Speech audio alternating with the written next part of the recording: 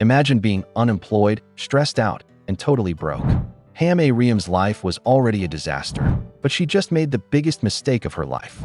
She woke up with nothing but tangled sheets between her and her childhood best friend.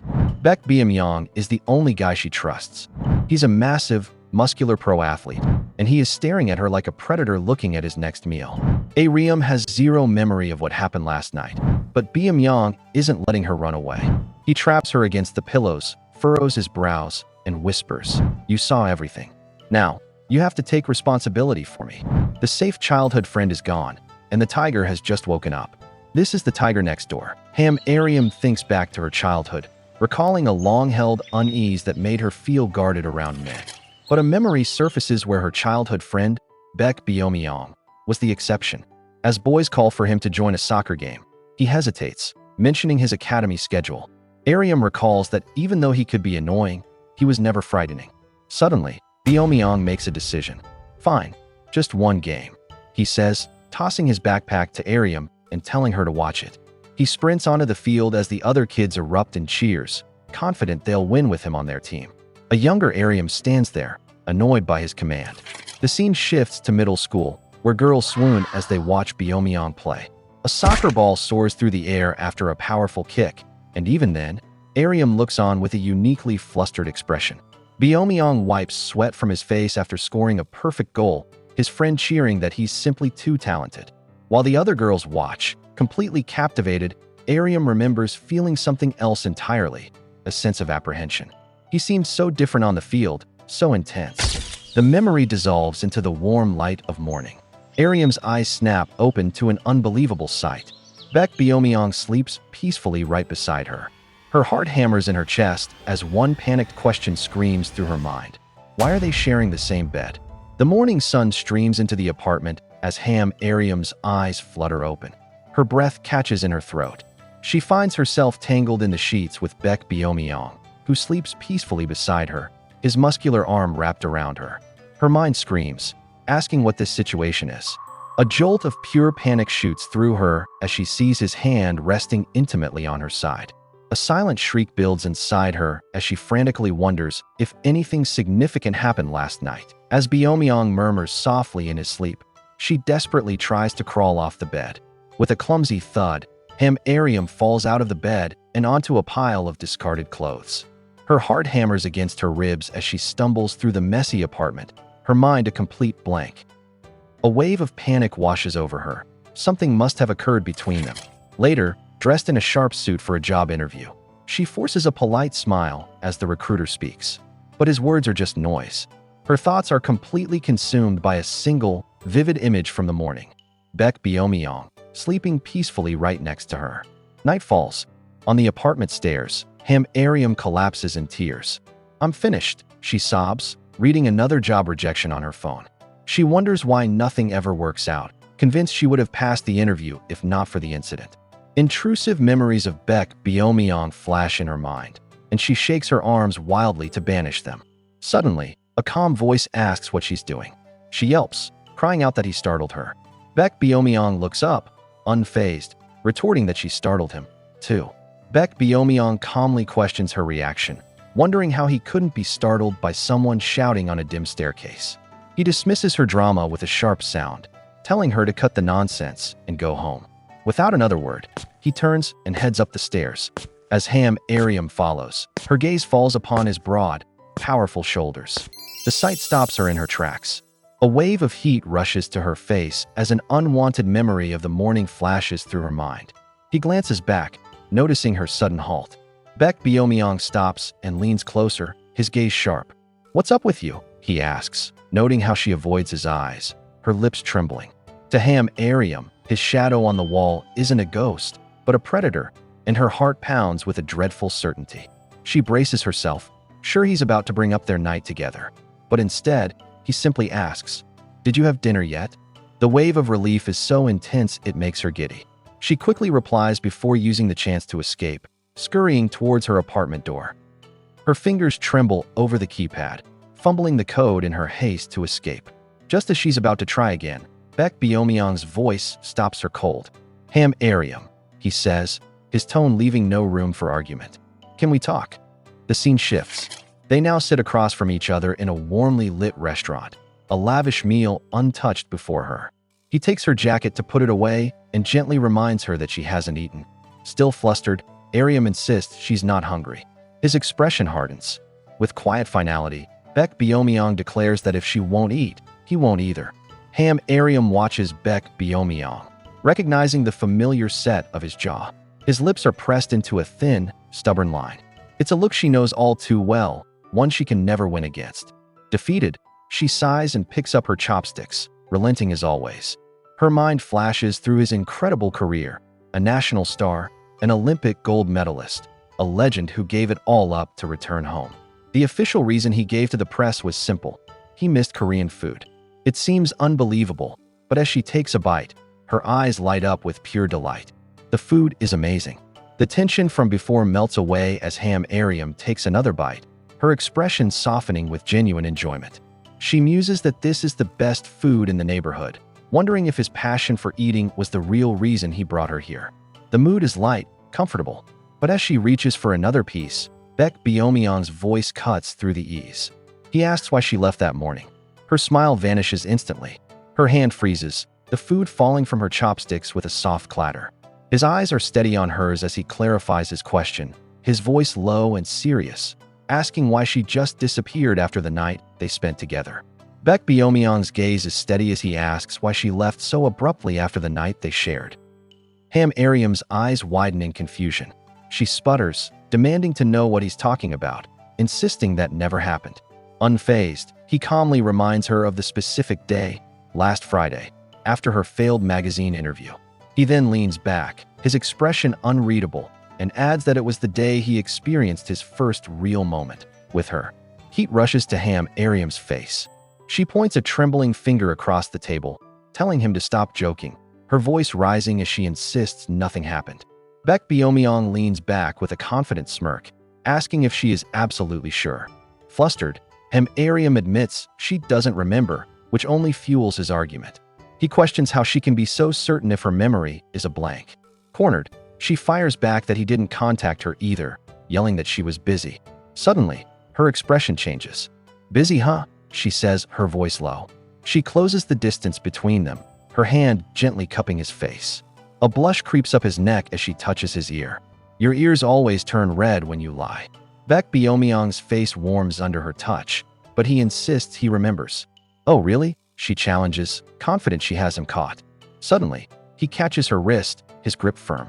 The playful mood shatters. He leans closer, his voice low and intense.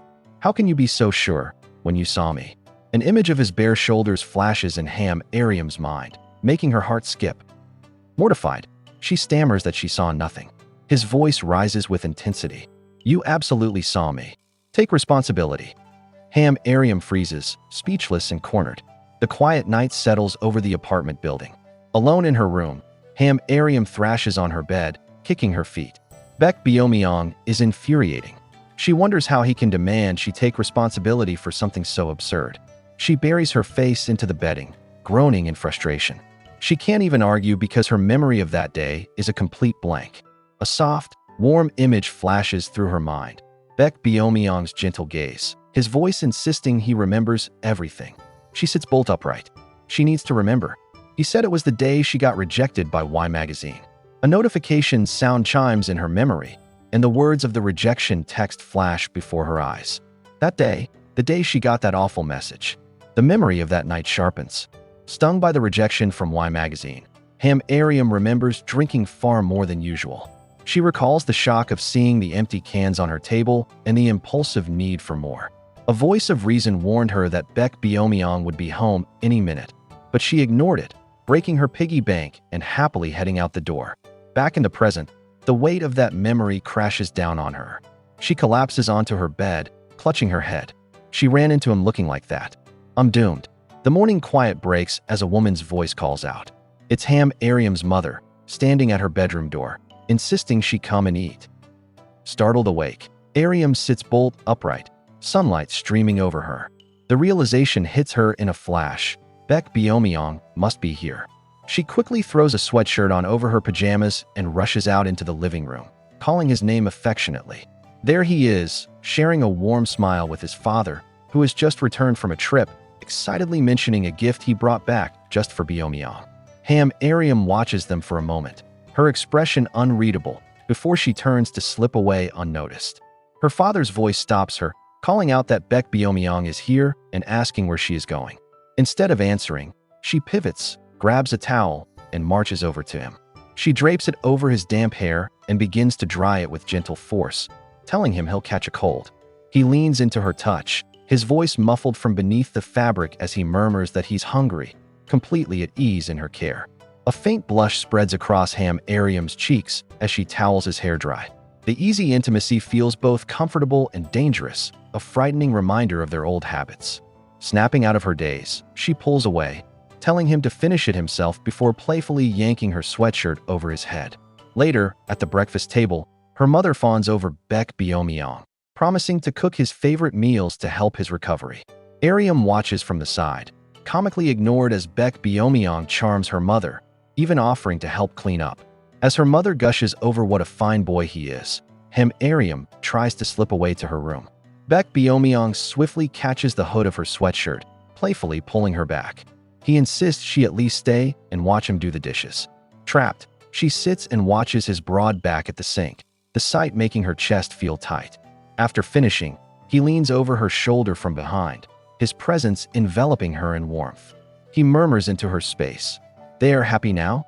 The sudden closeness sends a jolt through her. Baek Beom-yeong's arm suddenly hooks around Ariam's neck, pulling her back with a jolt.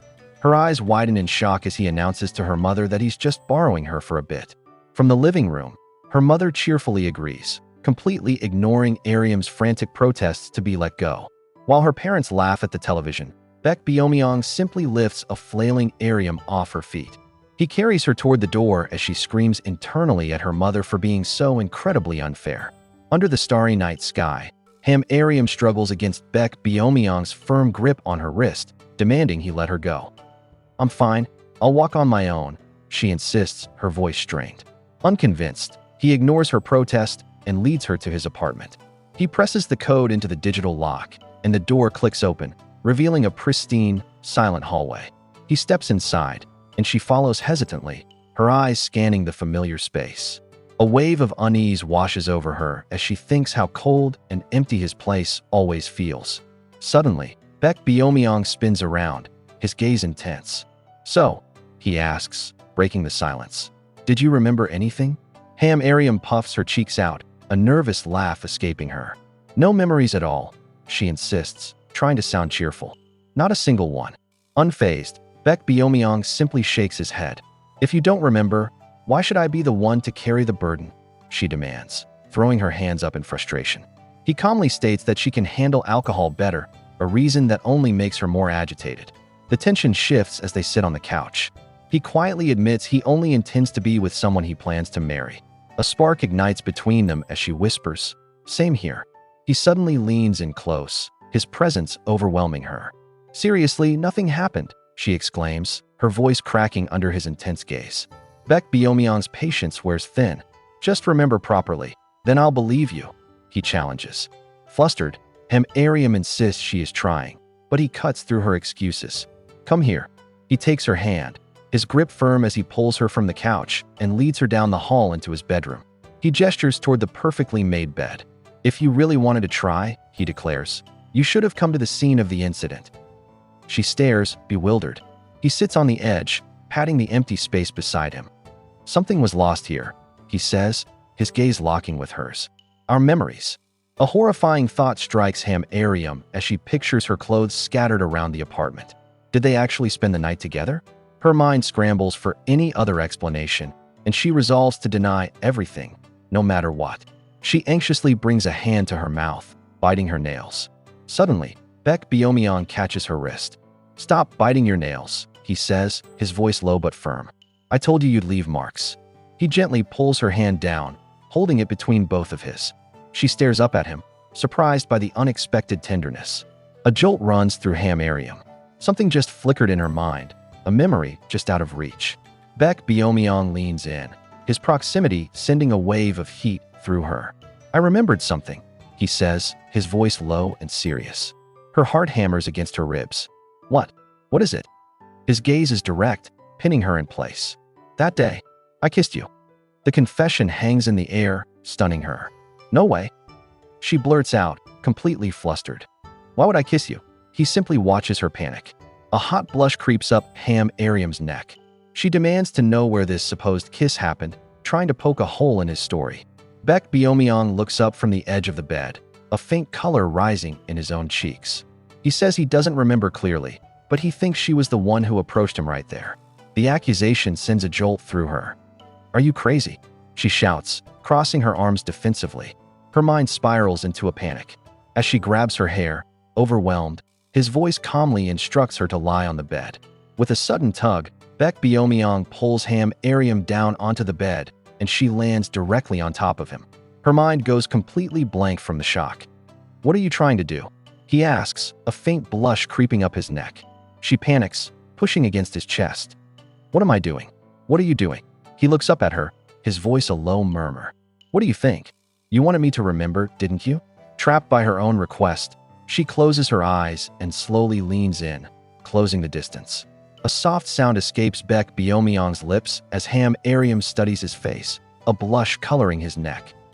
He is the complete opposite of her type, but a surprising thought surfaces. He looks almost beautiful lying there.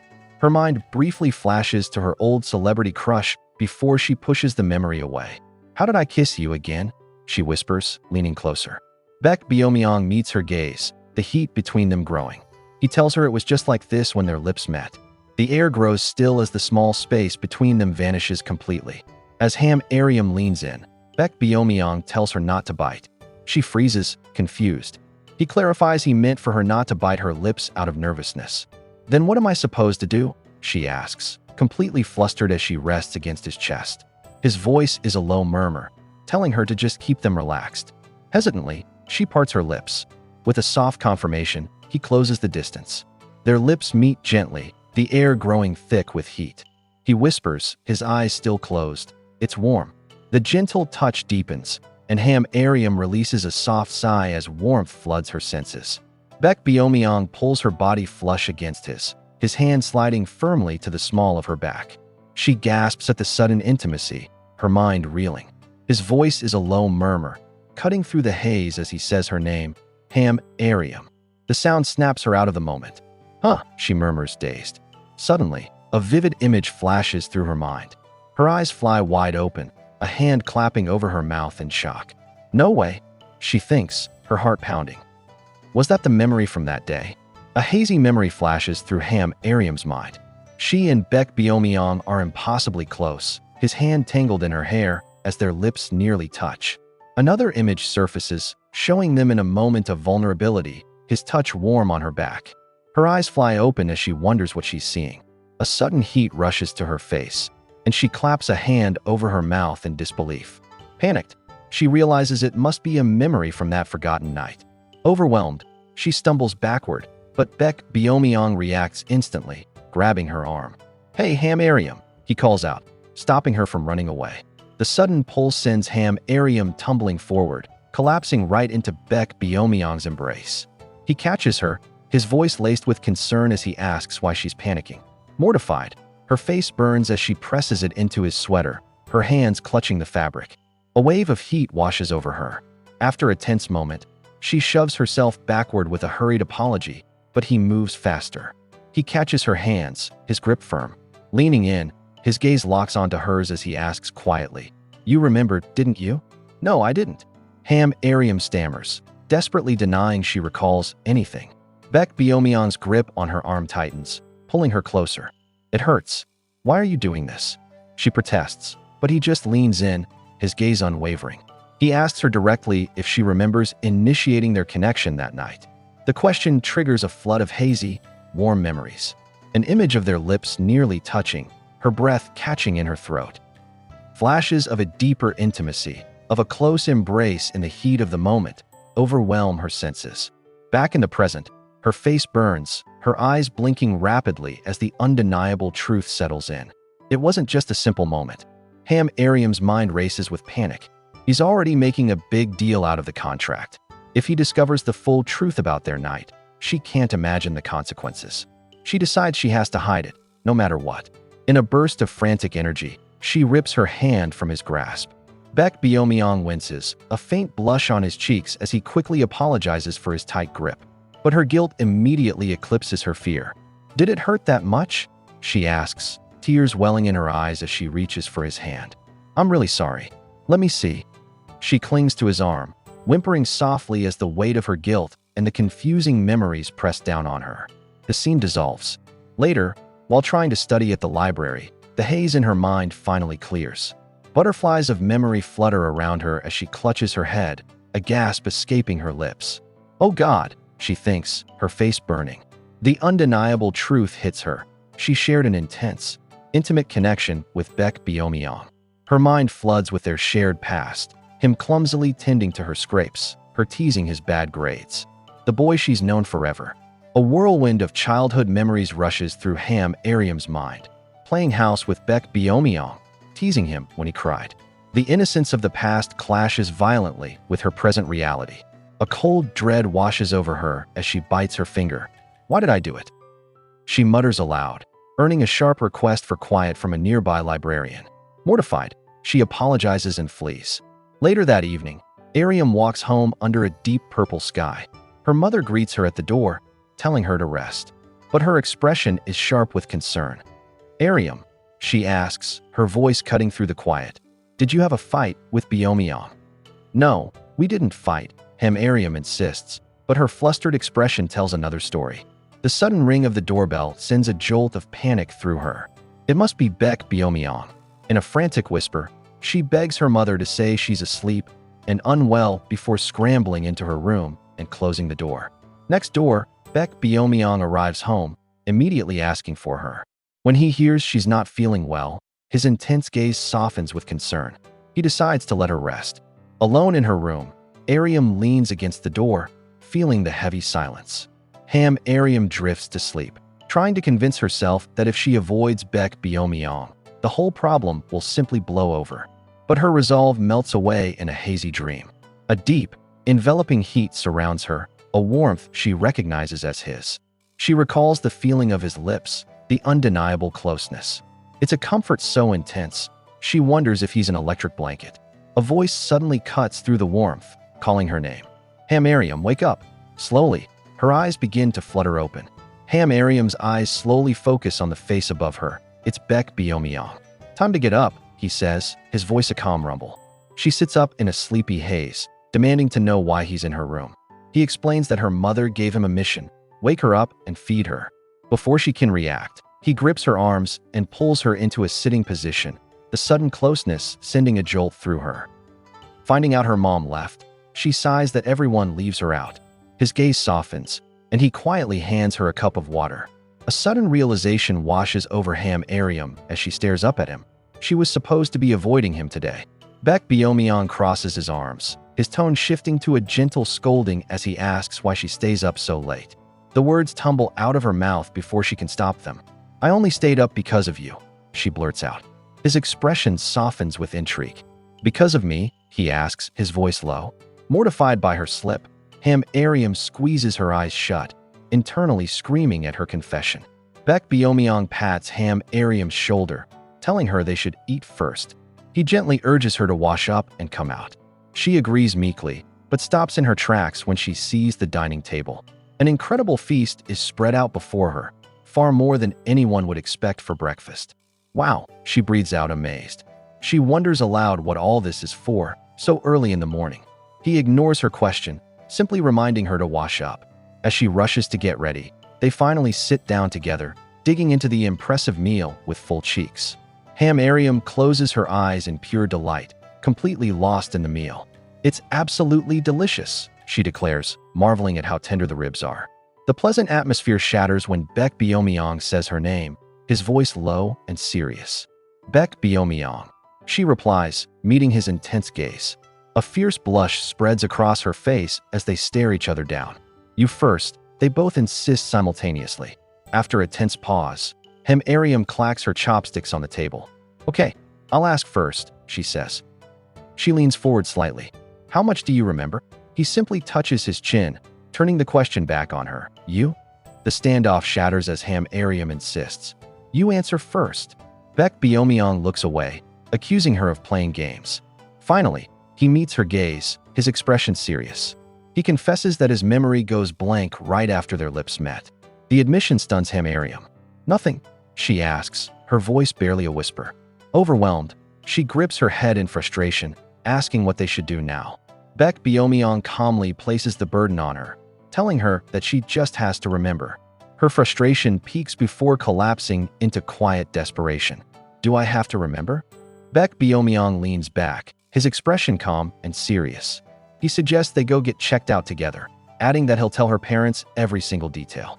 A jolt of pure panic shoots through Ariam. He's a man of his word. She has to stop him. I'll take responsibility for everything, she blurts out. With the meal forgotten, Baek Beom-yeong stands. If you're done eating, get up. Confused, she asks why. A knowing look crosses his face. You said you have to remember, he states, the words hanging in the air. We have to try, don't we? A sudden chill runs through Ariam as she steps into the hallway. She shivers, wondering aloud why her house is so cold. Baek Beom-yeong calmly reminds her he told her to change. He moves into her bedroom, noting its warmth and explaining he came straight from his workout. Quickly pulling on a hoodie, she confirms she only heated this one room. Her heart thumps with a nervous rhythm. She looks up at him and asks what they are going to do now. His gaze is steady as he gives a simple command. Follow me. He leads her to the bedroom and points to the bed. Here, lie down. Ariam stares in disbelief, accusing him of being strange. Sitting on the mattress, Baek Beom-yeong insists this is all her fault, claiming she was the one who made the first move last time.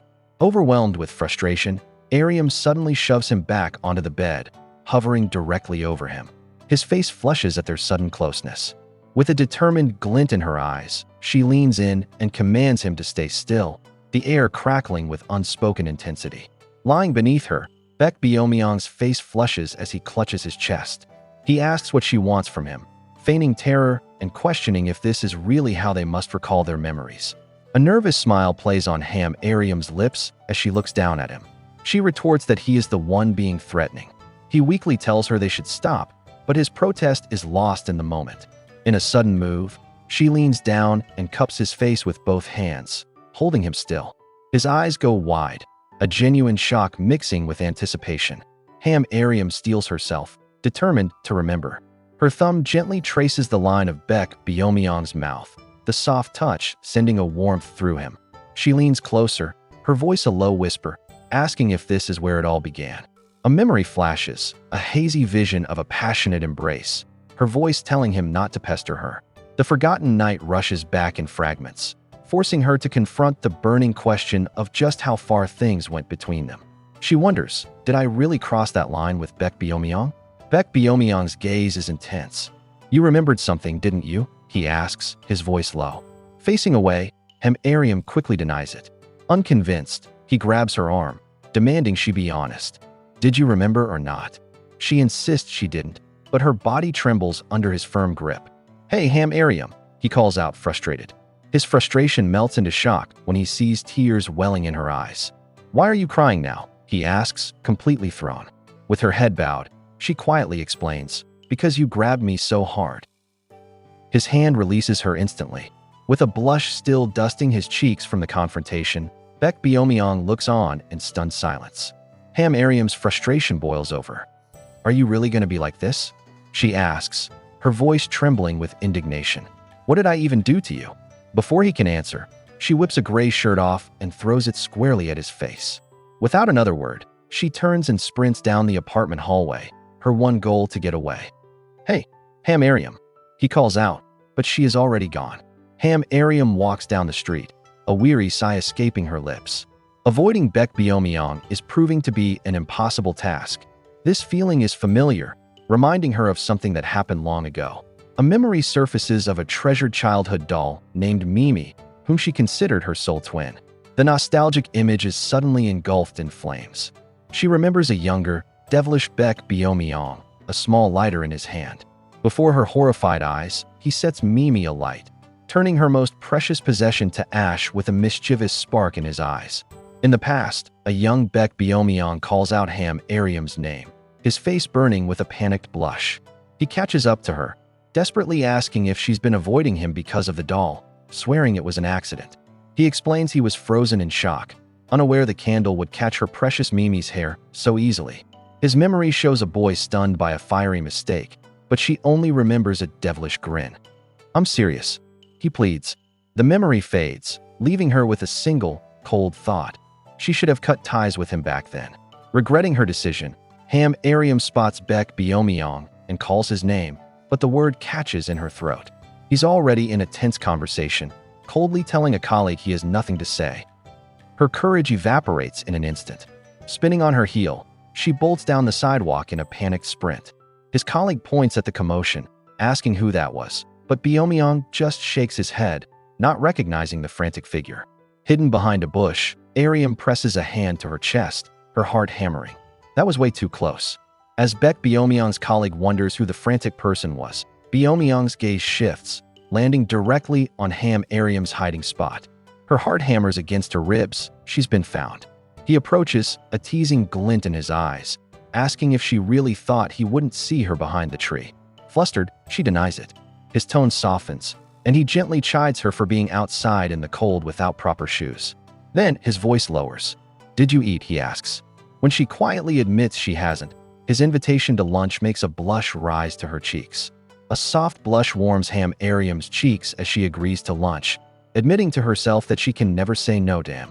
Their moment is cut short when his colleague walks up, asking if she's Baek Beom-yeong's girlfriend. She's not, Beom-yeong answers instantly.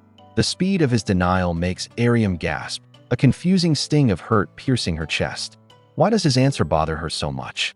Before she can process the feeling, he suddenly pulls her close, shielding her behind his back as he dismisses his colleague with a firm finality.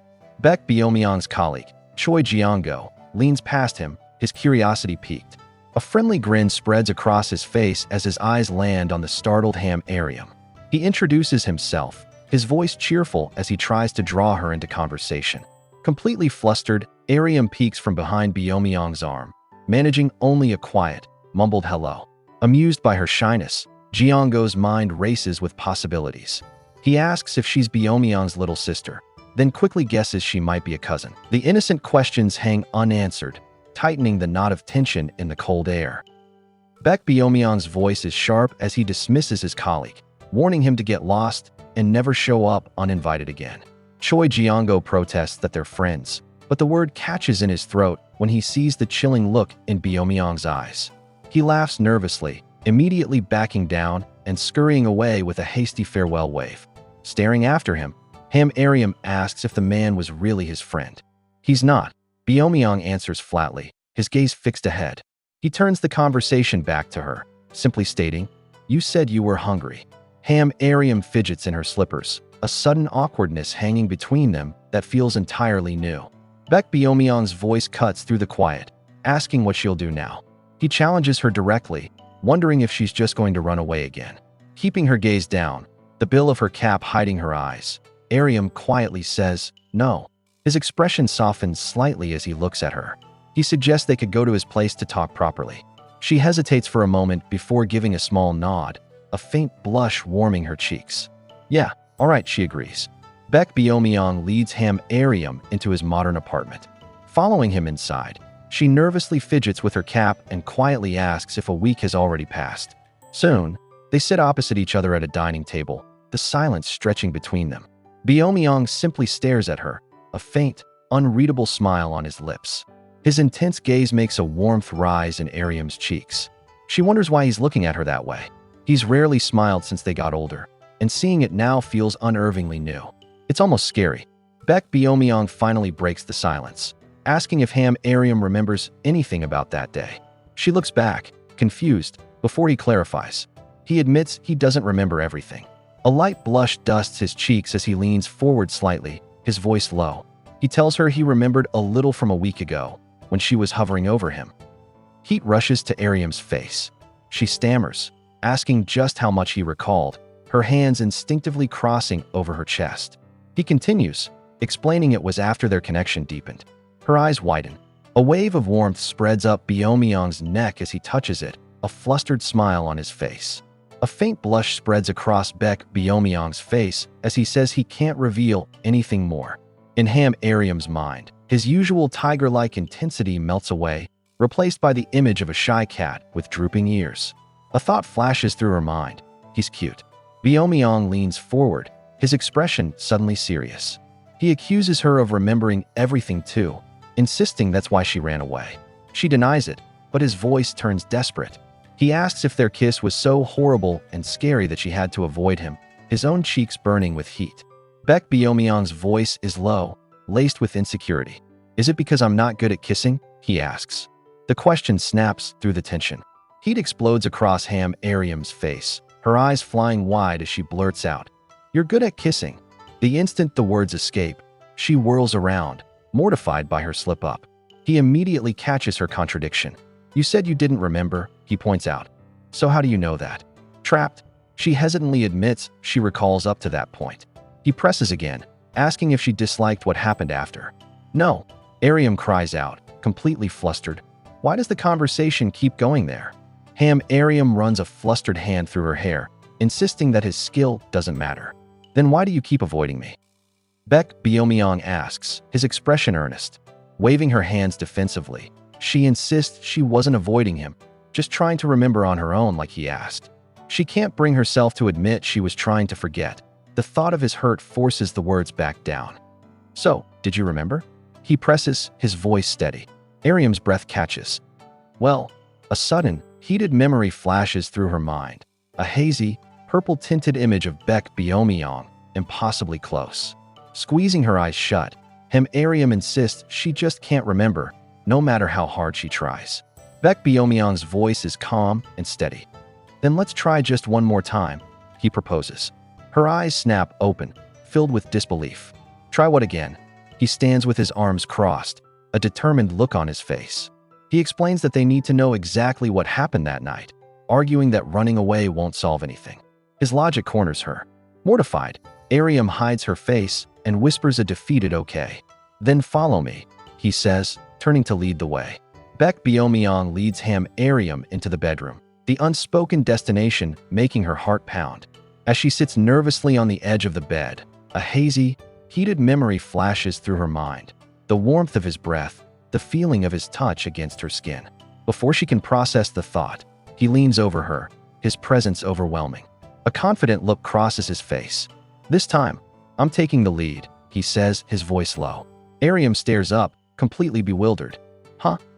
she whispers. His hand firmly covers hers, pinning it to the bed frame. Baek Beom-yeong changes his approach.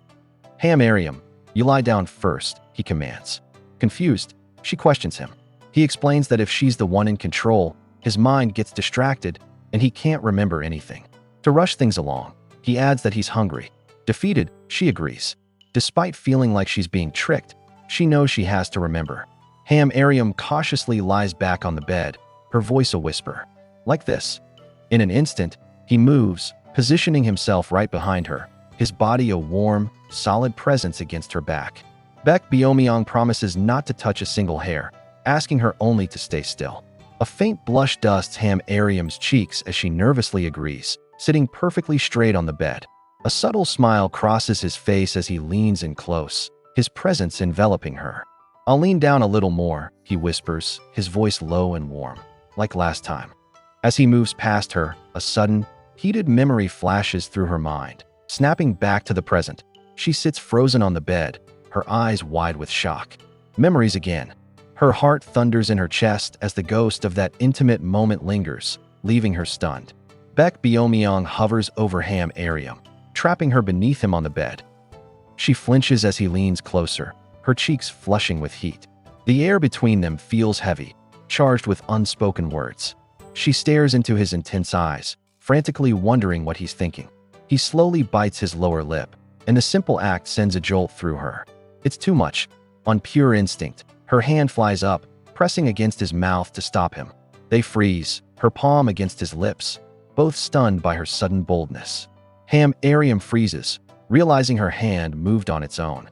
But instead of pulling away, Baek Beom-yeong gently holds her fingers against his lips, a thoughtful look in his eyes. He seems to study the sensation, a a flicker of memory crossing his face as he compares the touch to a moment she can't recall. Ariam stares, completely lost by his sudden quiet intensity.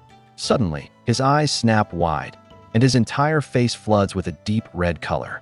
As if struck by a shocking realization, he abruptly pushes himself away, breaking the spell between them. Ariam watches, utterly confused, as a memory flashes in Baek Beom-yeong's eyes, a fleeting, gentle touch of lips. He realizes with sudden clarity. This was the sensation. The air crackles with unspoken heat as his intense gaze meets hers.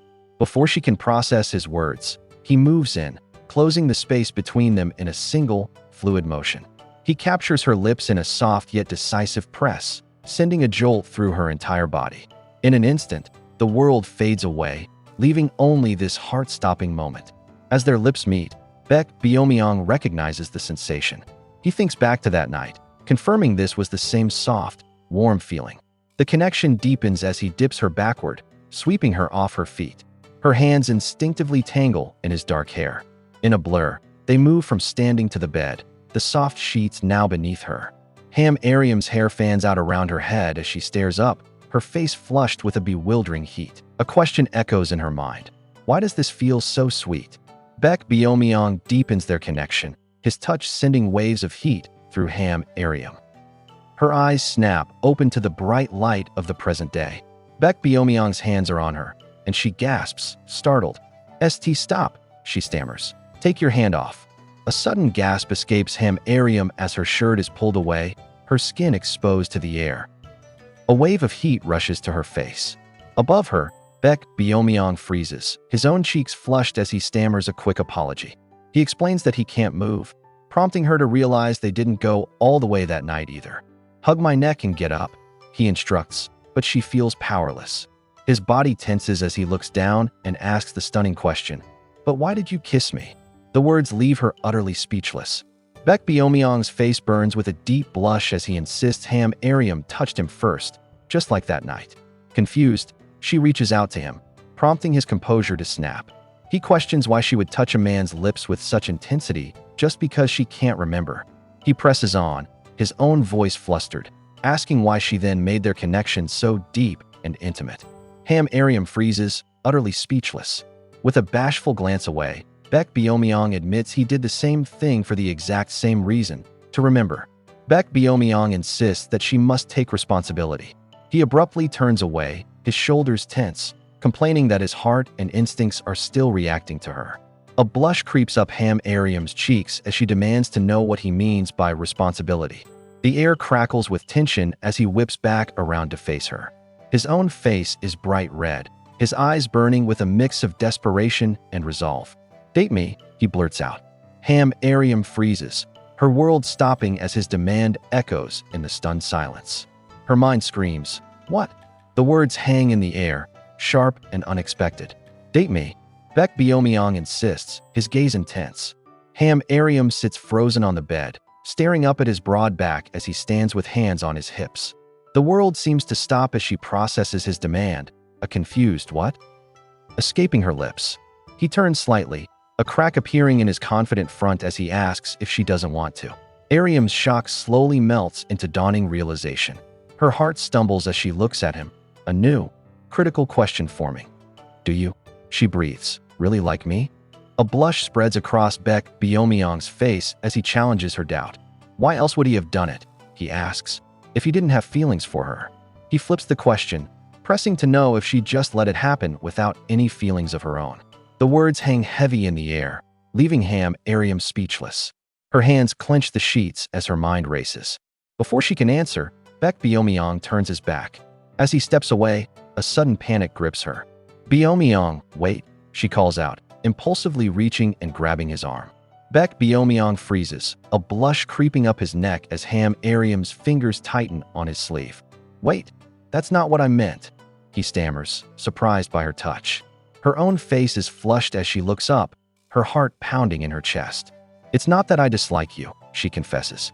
She explains that while not disliking feels close to liking, she's unsure if that feeling is enough. "Can you give me time to think?" she asks. The moment the words are out, she recoils, realizing it was the worst possible way to say it. The air grows heavy as Baek Beom-yeong gently adjusts Ariam's shirt, his touch sending a jolt through her. She thanks him, blushing furiously and regretting her clumsy words.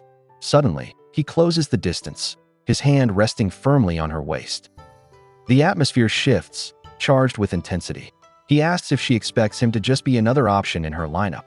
Ariam is stunned, quickly denying it.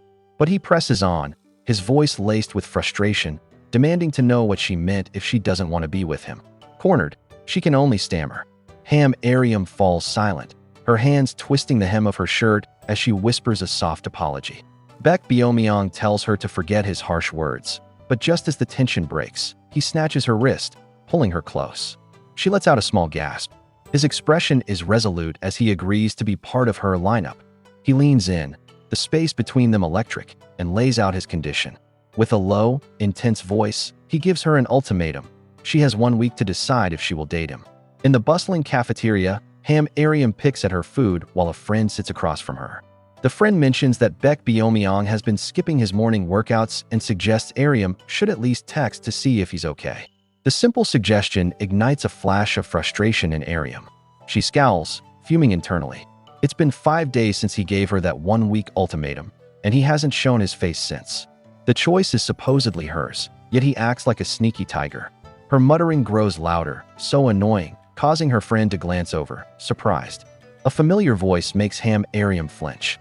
An old acquaintance approaches, her smile a little too bright as she questions why Ariam is eating school lunch, assuming she had already landed a great job.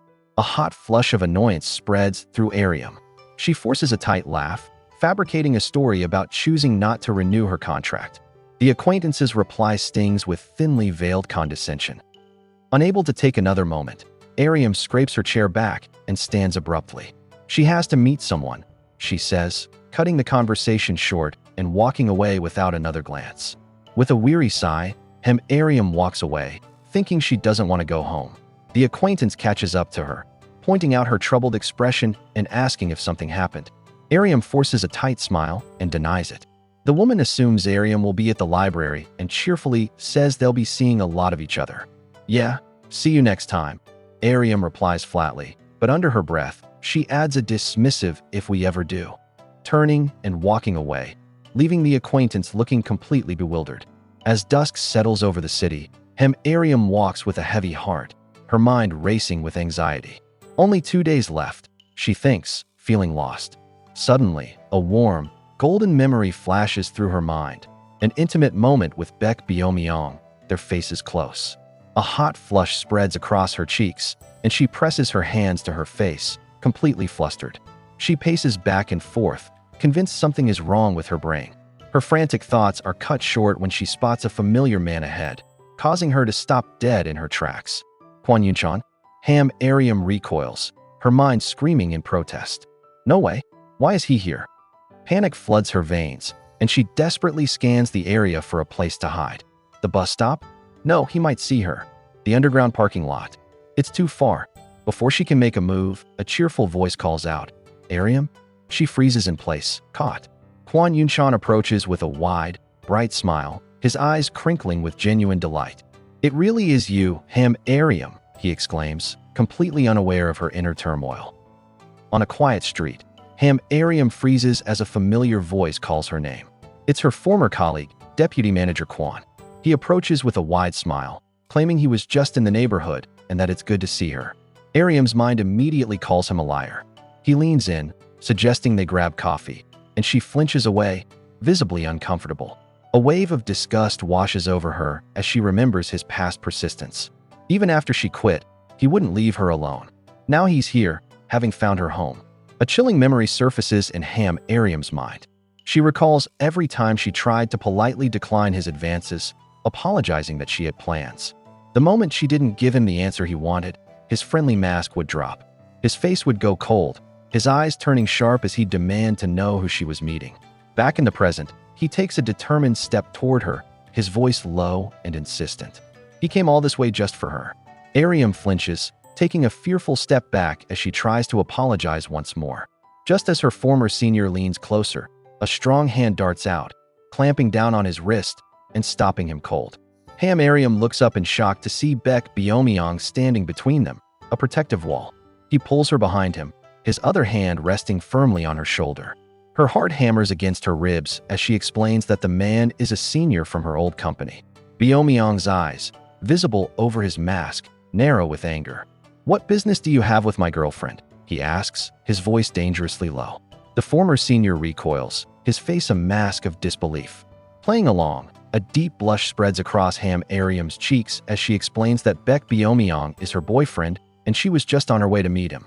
Stunned, the man stammers, demanding to know since when. Baek Beom-yeong's voice cuts through the air, sharp and cold. "What does it matter to you?" he asks, his grip tightening protectively on her shoulder. The former senior flinches, visibly trembling under the weight of Baek Beom-yeong's intimidating gaze. Baek Beom-yeong gently turns Ariam to face him, his hand cupping her cheek as he leans in close.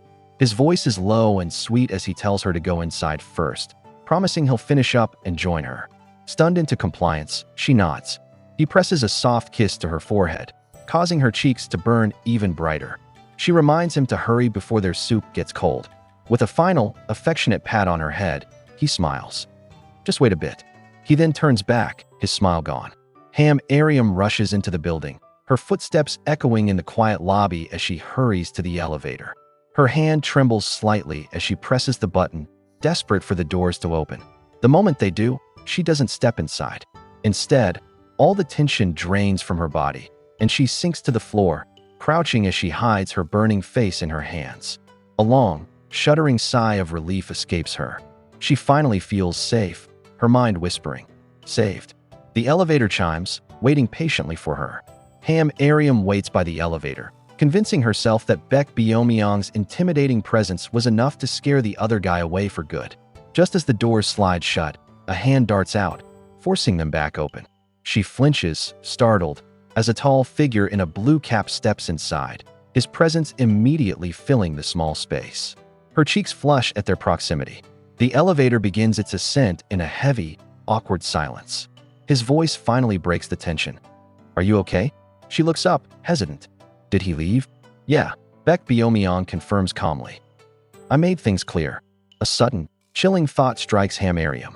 This isn't the first time he's been here, is it? Beside her, Baek Beom-yeong's hand tightens into a fist. "Why didn't you tell me?" he asks, his voice tight with an emotion she can't place. She looks up at him, flustered.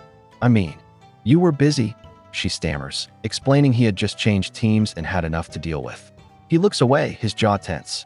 Then, he suddenly ducks his head, his blue cap hiding his expression. "I'm sorry," he says softly. "No, it is my fault." The words hang in the air, leaving Ariam utterly confused. Why would any of this be his fault? Ariam's mind spins with a single, overwhelming question.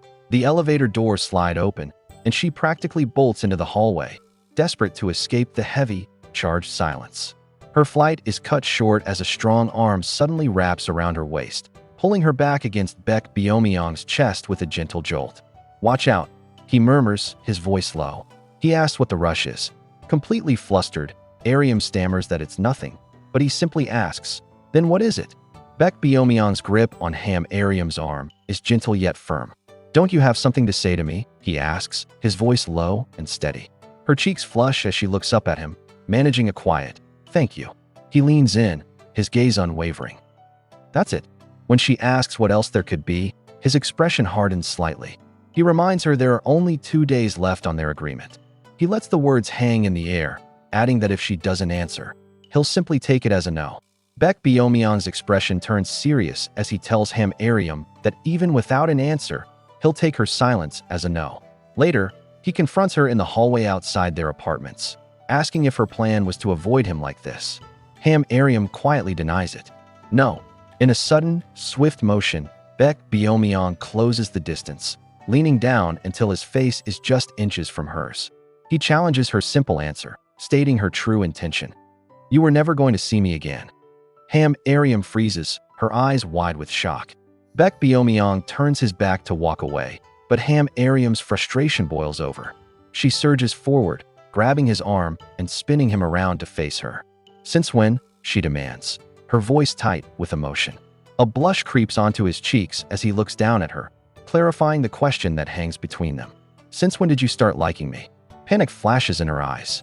Ariam claps a hand over his mouth, silencing him. His words are muffled as his gaze darts around the empty hallway, mortified. He pulls her hand away, hissing, "Are you crazy?" Flustered, Ariam justifies her demanding question, insisting she has a right to know since she has a decision to make. Baek Beom-yeong smirks, enjoying her reaction. He tells her it works both ways. If she wants an answer, she has to give one. He points out that her chasing him proves his point. She was afraid she'd never see him again. Her face flushes with fury. She pinches his side hard. He yelps, asking if she's trying to get rid of him. Unfazed, Ariam turns and walks away. Suddenly, she spins back, grabs his arm, and starts dragging him with her, leaving a completely bewildered Baek Beom-yeong in her wake. "Just you wait," Ariam declares, her face burning with defiance as she points back at him. Their heated exchange is abruptly silenced when a neighbor complains about the noise, leaving Baek Beom-yeong frozen in mortification. The next 2 days pass in a blur of restless worry. Lying awake in her pajamas, Ariam's heart races as his words echo in her mind. She tosses and turns, burying her face in her pillow. The pressure to answer him is maddening, and she groans, realizing she can't even think of a way to get revenge. Drawn out by the sounds of a soccer match, Ariam opens her door and steps into the living room. Her heart leaps when she sees Baek Beom-yeong sitting comfortably on her couch, completely absorbed in the game. Confused, she asks where her parents are. He casually replies they went out, leaving the two of them alone. As he yells at the screen, Ariam picks up the remote. With a decisive click, the room plunges into silence. She stands before him, her expression a mix of apprehension and resolve as she speaks his name. Baek Beom-yeong's gaze settles on Ariam, and he points out how exhausted she looks. She just retorts that he doesn't look so great himself before plopping down onto the couch next to him. She insists a week is too short to make her decision, but he dismisses her complaint with a smirk. His expression turns serious, his voice steady. "I only cooperate when I'm dating you," he states, cutting through all her arguments. "So give me an answer." Ariam freezes, utterly speechless as his ultimatum hangs in the tense air between them. Ariam hesitates, a blush creeping up her cheeks as she struggles to find her voice. She looks at Baek Beom-yeong and finally asks what she means to him. Before she can finish, he leans in close, his gaze intense. He cuts her off, his own voice thick with emotion, asking if dating him is truly so out of the question. The raw vulnerability in his eyes steals her breath. Suddenly, he stands and walks away without another word, his footsteps echoing in the tense quiet. Ariam just watches, stunned, as he pauses at the threshold. As Baek Beom-yeong turns to leave, a small hand suddenly clutches the back of his shirt, stopping him cold. He looks back in surprise, a faint blush on his cheeks as he asks what she's doing. With her head bowed, her voice wavers as she questions if his feelings are just a passing whim. He says her name softly, a gentle warmth in his tone. He reaches back, trying to pry her fingers loose as he tells her it's okay to let go now. "No," she says, her resolve hardening. She quickly wraps her arms around him from behind, holding on tight. Stunned, he stands perfectly still. Ariam. Baek Beom-yeong slowly turns within Ariam's embrace, his expression soft as he gently takes her wrist. His touch sends a jolt through her. Then, "Can I hold your hand?" he asks, his voice a low murmur that makes her heart pound. Her face flushes as he questions if she doesn't want this. She stammers that it's not that she doesn't want to, it's just awkward. His gaze intensifies. "So it's not that you hate me?" he presses, lifting her knuckles to his lips. The feather-light touch shocks her into blurting. "How could I hate you?" The words tumble out of Ariam before she can stop them. I like you too." Baek Beom-yeong's eyes widen in stunned silence. "What?" he asks, completely caught off guard. Realizing what she said, Ariam panics, waving her hands dismissively. She insists that's not what she meant, rambling that he's always been like a brother to her. His shock melts into a soft, knowing expression. He steps closer, his voice smooth. "Then you keep being the same," he says. "I'll be the one to change." He promises to treat her well, a charming smile gracing his lips. "I'll do whatever you ask." Baek Beom-yeong closes the distance between them, his voice low and serious. He states that he'll be the one to change. Startled, Ariam looks up at him with wide, questioning eyes as he gently takes her arm. How? She whispers. He promises to treat her well, to do whatever she asks. His hand moves to cover hers, his fingers slowly weaving between her own. A warmth spreads through her as his grip tightens, a silent and firm vow. Her breath catches. Whatever, she asks, unsure. Whatever, he confirms, his gaze unwavering. A soft, confident smile spreads across Baek Beom-yeong's face. The memory sends a wave of heat to Ariam's cheeks as she sits at the table, her decision making all her previous worries feel pointless. She quietly wonders if that means yesterday was their official first day. Her mind flashes back to the sight of his back turning away, the feeling that he was giving up. An instinct took over. She couldn't just let him go like that. Admitting defeat to herself, she realizes he's a man of his word. The doorbell rings, and moments later, Baek Beom-yeong is standing in the living room. Ariam's mother warmly invites him to join their meal. As he sits, her mother asks Ariam to scoop some rice for him. Ariam pauses, utensils in hand, her mind blanking. Before she can react, Baek Beom-yeong moves behind her, his hand gently pressing on her shoulder to keep her seated. "It's okay, I'll do it myself," he says, his voice low. "Just finish your meal." Ariam watches, stunned, as he casually gets his own rice. A wave of confusion washes over her. Isn't this exactly the same as always? A blush warms Ariam's cheeks. She's always known him as the fierce tiger next door, but as he moves around her kitchen, a different thought surprises her. He looks cute. The idea makes her heart flutter. As dishes clatter, Baek Beom-yeong ties an apron around his waist and tells her to stay seated. He insists she just watch him clean up. Flustered, Ariam questions if she should really do nothing. "Yes," he says, his voice steady. "Just watch me." When she finally agrees, a small, satisfied smile touches his lips. With the dishes clean, Baek Beom-yeong announces he has something for Ariam at his place. He takes her by the wrist, and before she can fully process his words, he calls out to her mother that he's taking her out. Her mom, without looking up, simply tells him he doesn't have to bring her back. Inside his apartment building, the hallway is cold. He leads her into his home and flicks on the lights. "So, what did you want to give me?" she asks again. He turns to face her, the air crackling with sudden tension. "Come here," he says softly, gently taking her hand and lacing his fingers through hers. The unexpected warmth of his touch sends a jolt right to her heart. Baek Beom-yeong looks at Ariam, his expression serious. "We're dating now, right?" he asks, his voice cutting through the quiet room. The blunt question makes her flinch. A deep blush colors her cheeks as she stammers that was the one who declared they were an item. He leans in closer, his voice dropping. "I will change," he promises, "but I need reassurance too." Confused, she questions what he means. His grip on her hand tightens, a firm, warm pressure. "I want the reassurance that we're really dating," he explains, his gaze unwavering. Utterly bewildered, she asks how she is supposed to do that. His gaze lowers, his voice soft but firm. What he wants from her is simple and direct, for her to kiss him first. The request hits Ariam like a jolt of electricity. A deep blush floods her cheeks as she stammers in disbelief. Baek Beom-yeong explains that while she confessed, nothing feels different yet. It's still awkward, and he needs this to feel real. Her mind spins with panic, but his expectant silence is unyielding. Taking a shaky breath, she finally concedes. "Fine then," she says, her voice barely a whisper. "I'll do it. Just close your eyes." Baek Beom-yeong closes his eyes, a faint blush on his cheeks. Ariam's heart hammers against her ribs as she leans forward, her own eyes squeezed shut. Just as she gets close, she peeks and catches a knowing smile playing on his lips. She freezes, mortified.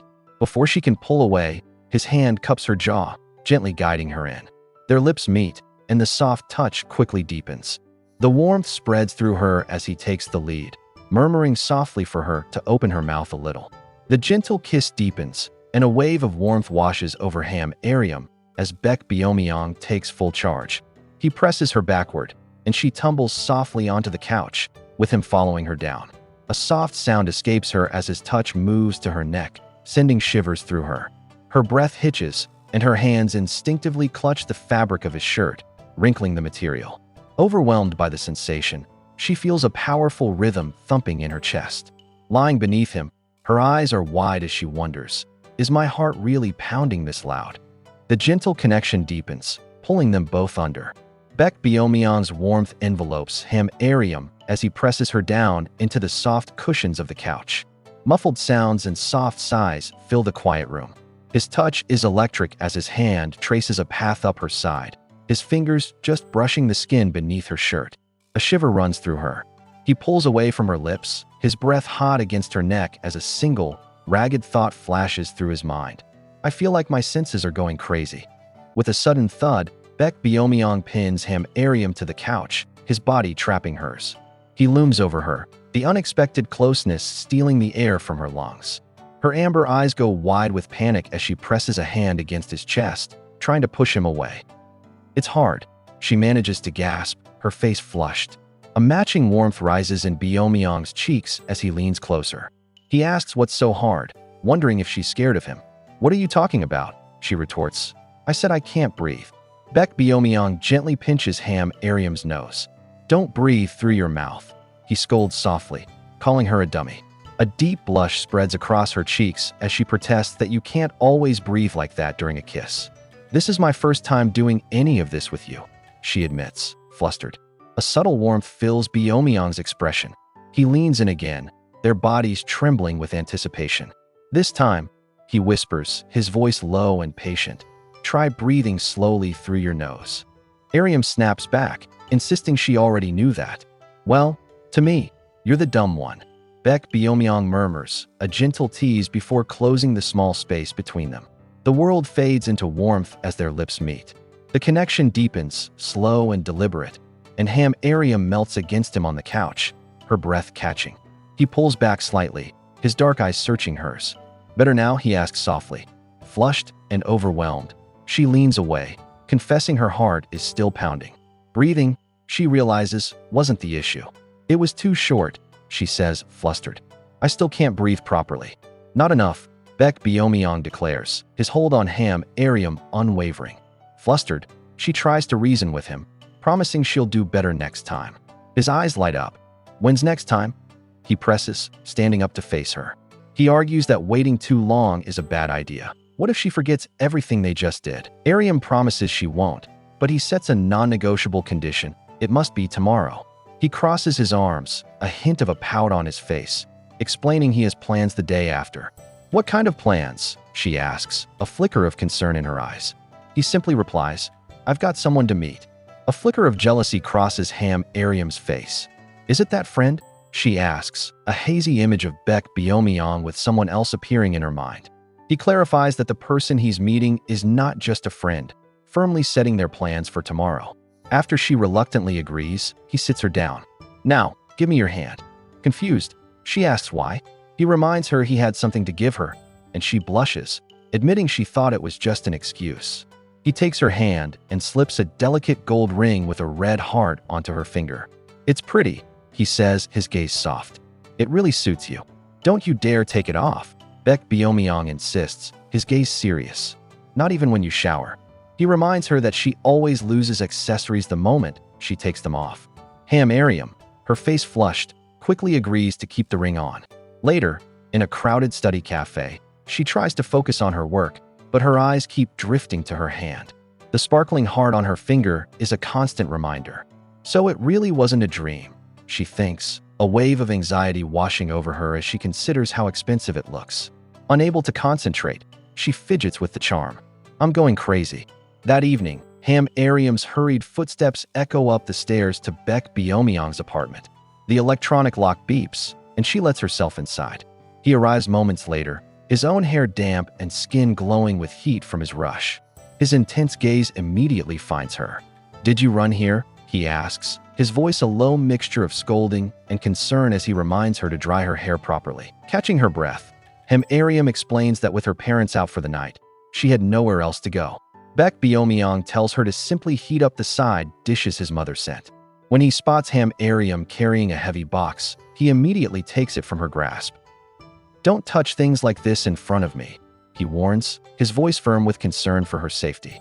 After setting it down, he casually asks what she did all day. Flustered, Ariam claims she studied, but her mind races. She was too consumed by thoughts of him to focus. He turns, a knowing warmth in his eyes. "Didn't you think about me?" The question hangs in the air, sending heat rushing to her cheeks. "Why would I think about you?" she sputters. Baek Beom-yeong leans in, a playful glint in his eyes. "He spent the whole day playing soccer." He smirks, gesturing to the food. Ariam's cheeks puff out, realizing he's teasing her. The light-hearted moment fades as he suddenly closes the distance between them, his gaze turning serious. "Hey," he murmurs. He isn't hungry yet, he whispers, asking if she is. "Me neither," she stammers, her heart pounding. His voice drops, low and intense. Then, "Can I get what you promised me now?" He gives a slow, deliberate nod. A deep blush spreads across Ariam's face. "Here?" she stammers, glancing around the open kitchen. Baek Beom-yeong calmly asks where she would prefer. When she objects to the current spot, he suggests her room. Seeing her hesitate, he offers to go to his place instead. Ariam panics, refusing to walk into the tiger's den. "And no, let's go to my room," she quickly agrees. His fingers confidently intertwine with hers. "Let's go," he says softly, leading her away. The bedroom door clicks shut, leaving them alone in the quiet space. The bedroom door creaks open, revealing Baek Beom-yeong standing in the dim light. His face is flushed, a nervous heat rising from his skin as he looks toward Ariam. He reaches out, gently placing a hand on her cheek and tilting her head upwards. "Lift up your head," he murmurs. Confused, Ariam looks up into his intense eyes, her own cheeks glowing with a faint blush. Before she can question him, he closes the distance between them. The air crackles with unspoken feelings as their lips meet, a soft and tentative touch that quickly deepens. The gentle touch quickly deepens as Baek Beom-yeong pulls Ariam flush against his body. His hand slides down to rest on the small of her back, and a dizzying heat blooms from his touch, clouding her mind. Her cheeks burn with a deep blush as she feels overwhelmed by the sudden intensity. With a small flinch, her eyes widen in surprise. "Wait," she murmurs, her protest lost against him. Instead of stopping, he lifts her effortlessly, their connection unbroken as he holds her firmly, closing any remaining distance between them. Baek Beom-yeong's hand slides up Ariam's back, his touch sending a jolt through her. A soft sound escapes her as the kiss deepens, their shared breaths growing warmer and more ragged. His fingers trace the delicate edge of her garment, and with a gentle movement, their closeness intensifies. He pulls her even closer, his entire body trembling slightly as he buries his face against her shoulder. "Ah," he breathes out, his voice a low whisper thick with emotion. "I feel like I'm going crazy." His embrace tightens, overwhelming her senses. A soft whimper escapes Ariam as she pleads, "Stop." But her words are lost against his neck as Baek Beom-yeong's hands tighten on the fabric of her clothing, his touch both firm and trembling. He holds her even closer, his own breath catching in his throat. A shaky gasp leaves her as their closeness intensifies, the cool air a stark contrast to the heat radiating between them. Baek Beom-yeong shudders, his face flushing a deep red as a choked sound escapes him. Overwhelmed, Ariam's body goes limp, and she sinks down against the door. The charged atmosphere breaks. Baek Beom-yeong snaps back to reality, his eyes wide with alarm as he sees Ariam trembling, her face a mask of distress. "Hey, are you okay?" he asks, his voice laced with panic. Tears well up in her eyes, her fear instantly boiling over into anger. With a desperate shove, she pushes him back with all her strength. "I told you to stop, you damn beast," she cries out. Thrown completely off balance, Baek Beom-yeong stumbles backward and collapses onto the floor, looking up at her in utter shock. Baek Beom-yeong covers his face, a deep blush spreading to his ears as he tries to compose himself. "I'm sorry," he murmurs, admitting he must have completely lost his mind. His gaze finds Ariam, who is still sniffling against the door, and the reason for his behavior spills out in a raw whisper. "You're just too beautiful, unbelievably so." He gently cups her cheek, telling her he must have gone crazy.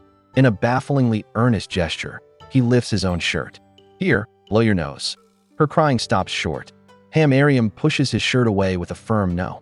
Baek Beom-yeong stumbles back, apologizing profusely for being so out of line. But her soft reply stuns him. She admits she was just surprised and asks him to take it a little slower, next time. The words hang in the air. "Next time?" Baek Beom-yeong echoes, his mind blanking as heat floods his face. Ariam confesses her legs have given out.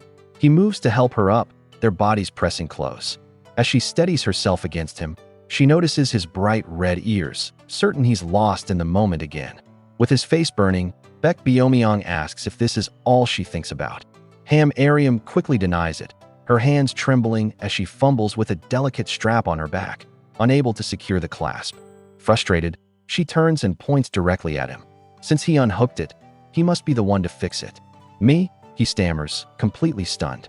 She rushes him, complaining that she's starving now. As she turns her back to him, he swallows hard, his hands hesitantly finding her waist and pulling her close. With his face burning, Baek Beom-yeong's fingers secure the clasp. All done, he murmurs, his hands slowly falling from her waist. As Ariam turns to face him, he stammers an apology, his blush deepening. He confesses it's just that she looks so breathtakingly beautiful. Completely flustered, she asks what he could possibly find so beautiful about her. His gaze turns soft but intense, his voice filled with unwavering conviction.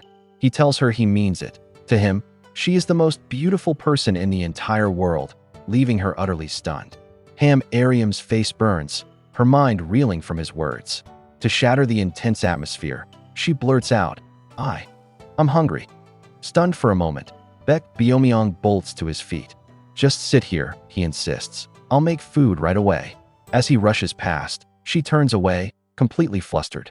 Her thoughts race, wondering if he could possibly believe she's the most beautiful woman in the world. Lost in a daze, she touches her own lips, her mind suddenly searching for her lip balm. He couldn't be serious, unless he's blind. The low hum of a hairdryer fills the room as Ariam stands before the mirror. She pauses, her eyes landing on the dark, silent phone on the table. A flash of irritation crosses her face as she wonders who could possibly be keeping him so busy. Suddenly, the sharp beeps of the electronic door lock cut through the quiet. Startled, she quickly pulls a large sweatshirt over her head. Baek Beom-yeong, she calls out, expecting him. But the person who enters is a complete stranger. A man she doesn't recognize stumbles into the room, his cheeks flushed. He gives her a strange, overly familiar smile and asks, "My dear, you're still awake?" The tense air in the room instantly deflates. The stranger is just her father, stumbling in with a cheerful, flushed face. He coos at Ariam, asking if his little girl was worried because he was late. Her mother scolds him for drinking, but he just beams, proud that Ariam is grown up enough to worry about his health. As her parents begin a familiar, light-hearted argument over the TV remote, Ariam retreats. A faint blush dusts her cheeks as her thoughts drift back to Baek Beom-yeong. Annoyance bubbles up. If he's going to be late, the least he could do is call. Just then, her phone buzzes, lighting up the dim room. An incoming call appears on the screen. Speaking of the devil, it's him. With a hint of lingering annoyance, Ariam answers the phone. "Hello." Baek Beom-yeong's voice is calm and direct from the other end. He's right outside her apartment. He asks if she can come down. "Now? What's going on?" She questions, her toes curling into the floor. His next words hang in the air, sending a jolt of electric heat through her. "I want to go out with you." A deep blush floods her cheeks, her heart thumping against her ribs. "All right," she breathes out, her voice suddenly giddy. "Wait for me." Clothes fly as she scrambles to get ready. Ariam's mother, her face covered in a sheet mask, eyes her daughter's hurried preparations. "At this hour?" she asks, her gaze narrowing. "Is it a boy?" A hot blush floods Ariam's cheeks as she fumbles for an excuse, insisting it's just a friend who has something to give her. As she quickly turns to leave, her mother's voice follows her with a warning. "Don't be too long. If anything happens, call Baek Beom-yeong right away." "Yeah," Ariam calls back, practically fleeing out the door. She rushes into the cool air, her heart pounding under a night sky lit by a bright half-moon. Baek Beom-yeong waits for her in the cool night air, a dark scarf held in his hands. Ariam hurries toward him, slightly breathless as she apologizes for being late. His brow furrows with concern as he gently cups her cheek, his thumb brushing her skin. He asks why she came out dressed so lightly. Flustered, she admits she hadn't realized how chilly it was. He tenderly wraps the warm scarf around her neck. He takes her hand, their fingers lacing together as they start to walk. "Who did you meet today?" he asks, his voice suddenly low and serious. Ariam tries to deflect his question, vaguely stating it was just an acquaintance.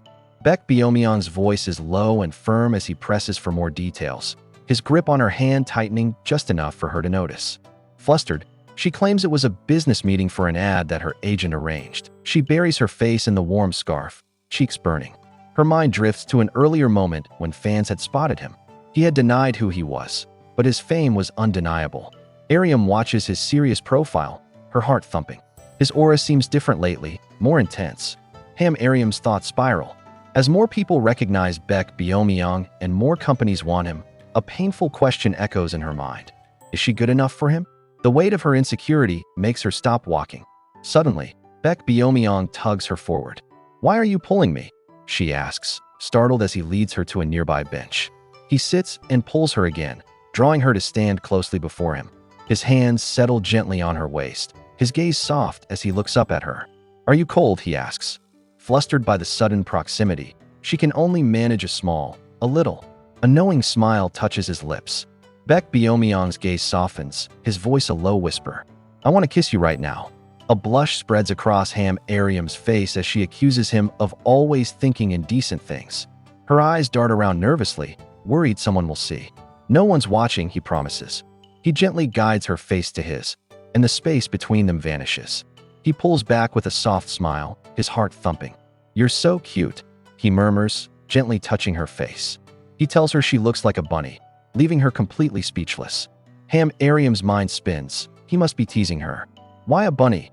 she asks, her voice small. Baek Beom-yeong's answer is slow and deliberate as he compares her to something small, delicate, and soft.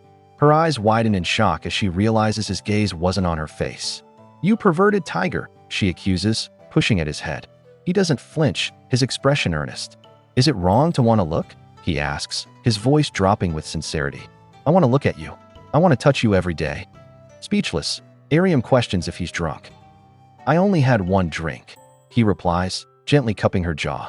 "But even one gets you." Baek Beom-yeong leans in, his voice low and certain. He says he isn't drunk, only when he doesn't need to be.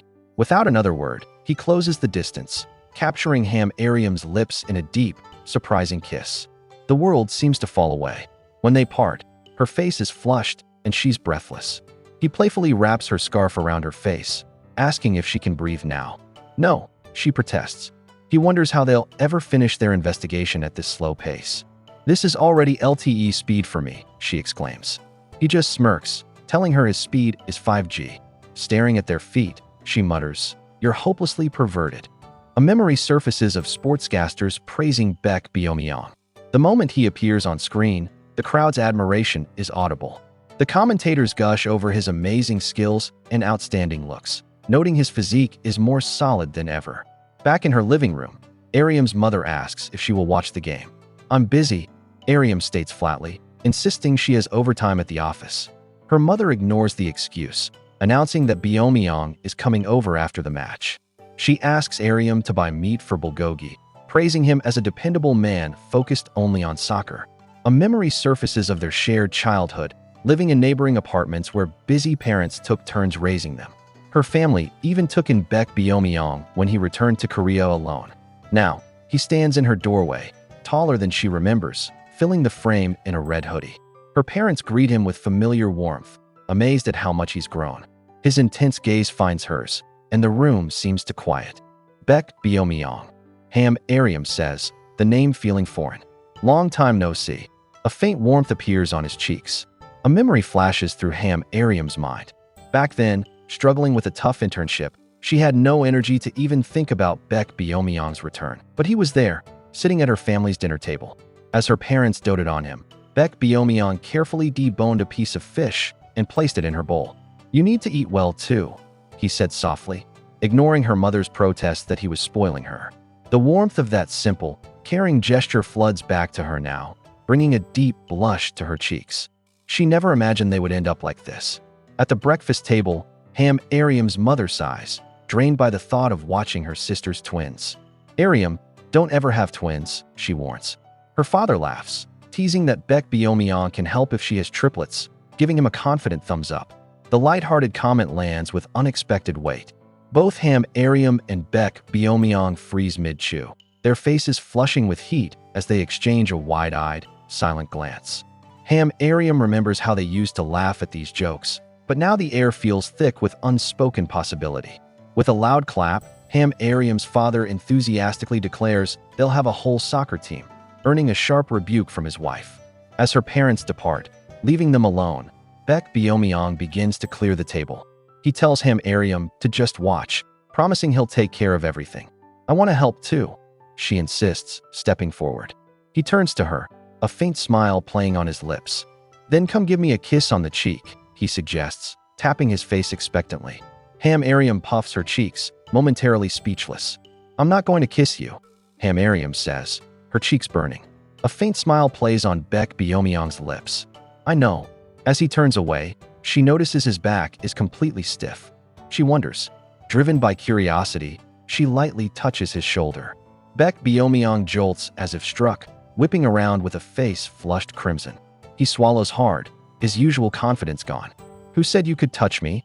he sputters, accusing her of being sneaky. Ariam stares, baffled by his sudden and intense reaction. This is what sneaky really means, Ariam thinks, a playful smile touching her lips.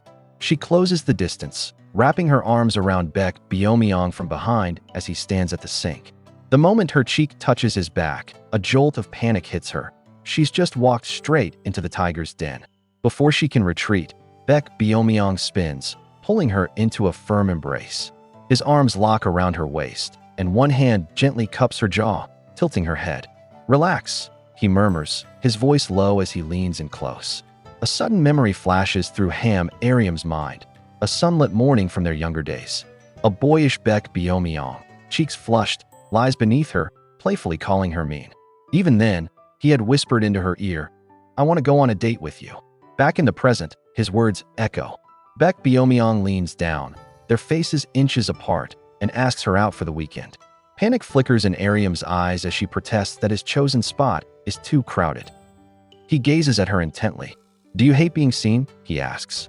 Her real fear spills out. What if they end up on the sports news? Baek Beom-yeong dismisses his own celebrity, but Ariam insists everyone she knows recognizes him. His gaze sharpens with a sudden intensity. "Who around you?" he asks. As she lists her classmates and peers, his grip on her arm firms. "Ariam," he says, his voice low and serious. "Are there any rivals I should know about?" She laughs off the absurd question, but he persists, his thumb tracing a soft line on her skin. Before she can argue further, he lifts her hand to his lips, whispering, "Hey," and gently kisses her fingertips. A tired yawn escapes Ariam as she walks through campus. She tries to convince herself to focus on studying, but her thoughts are completely consumed by that sneaky tiger, Baek Beom-yeong. His intense question about rivals echoes in her mind, making her cheeks flush all over again. She dismisses the notion as ridiculous. Inside a quiet study space, she slaps her palms against a desk divider, a desperate attempt to regain her composure. The quiet is broken as a glass door slides open behind her, and she turns around, startled. Ariam pushes through a glass door and freezes, caught off guard by a familiar face. She offers a hesitant hi. A nervous sweat trickles down her temple. The other woman, Seonmi, smiles knowingly. "We met again pretty quickly," she notes, holding a coffee. Her eyes scan Ariam, a hint of curiosity in her expression. "You're wearing makeup for once." Flustered, Ariam explains she's meeting someone later. "A friend?" Seonmi asks, her gaze glancing down. "Judging by the skirt, a guy maybe?" Ariam remains silent, thinking how Seonmi's words always have hidden meanings. Seonmi points toward a large crowd, mentioning she heard celebrities are filming a variety show. With a small, knowing smile, she asks if Ariam is interested, suggesting she go take a look. Ariam immediately understands the hidden meaning behind the seemingly innocent question and feels a wave of exhaustion wash over her. The conversation shifts again. Seonmi brings up her master's program and mentions hearing that Ariam is still looking for work. She then delivers a final, condescending offer. "If you really can't get a job, let me know. I'll ask the professor for you." Seonmi continues her saccharine advice, casually mentioning that a professor used to like Ariam. Flustered, Ariam offers a weak thanks. The conversation twists, with Seonmi criticizing her for being a poor networker, labeling it a weakness in society. The friendly mask shatters in Ariam's mind. She realizes this was a setup from the start. Forcing a smile, Ariam insists she's fine and doesn't need any help. But Seonmi pounces, accusing her of only wanting to get married to escape her problems. The air crackles with unspoken animosity. Ariam turns away, defeated. She knew Seonmi was looking down on her. Ariam forces a bright, saccharine smile. She thanks Seonmi for her concern, promising she'll be the first to receive an invitation if she ever gets married. Seonmi's condescending questions continue, predicting Ariam will be single for another 10 years. But for the first time, the sharp words don't land. A quiet thought surfaces in Ariam's mind. Maybe it's because of Baek Beom-yeong that the insult doesn't hurt at all. A sudden vibration from her phone breaks the tense silence. Seonmi abruptly announces she's leaving, turning on her heel and walking away, leaving Ariam completely bewildered. Ariam answers the unexpected call, her mind still unsettled from the conversation with Seonmi. A professional voice on the other end asks for her by name, introducing themselves as Seoul Entertainment. The name sends a jolt through her. It's the agency her ex-boyfriend used to be with. Completely bewildered, she asks why they're calling. The representative calmly explains they are following up on a resume she submitted. Ariam's mind goes blank. When did she ever do that? They apologize, saying her application was simply overlooked after being sent 2 Wednesdays ago. A jolt runs through Ariam. 2 Wednesdays ago. The date triggers a sudden, heated flash of memory. That was the day. An image of Baek Beom-yeong holding her, his muscular frame close, his hand cradling her head as he leans in. Her cheeks flush with warmth as the reality of the phone call pulls her back. Seoul Entertainment is offering her an interview for next Friday. Stumbling over her words, she eagerly accepts the offer. After hanging up, still reeling from the good news, she looks up to find Baek Beom-yeong standing in her living room. Ariam, still flushed from the phone call, questions Baek Beom-yeong's early return. Her surprise melts into breathless excitement as she announces she has an interview with Seoul Entertainment. But her joy is cut short when his expression darkens. He knows the company, he says, his voice laced with an unfamiliar edge. He reminds her it's where her first love was. The words hang in the air, chilling the warm atmosphere. Before she can process the strange comment, he closes the distance between them, his hand gripping her arm. "Don't go," he commands, his gaze intense. Ariam stares, bewildered by his sudden intensity. A flush creeps up Baek Beom-yeong's neck as he insists he refuses to see her laughing with her old flame, Song-ruin. The name snaps her out of her stupor. Why would she be with him? She asks, calling his possessiveness nonsense. He makes a startling counteroffer.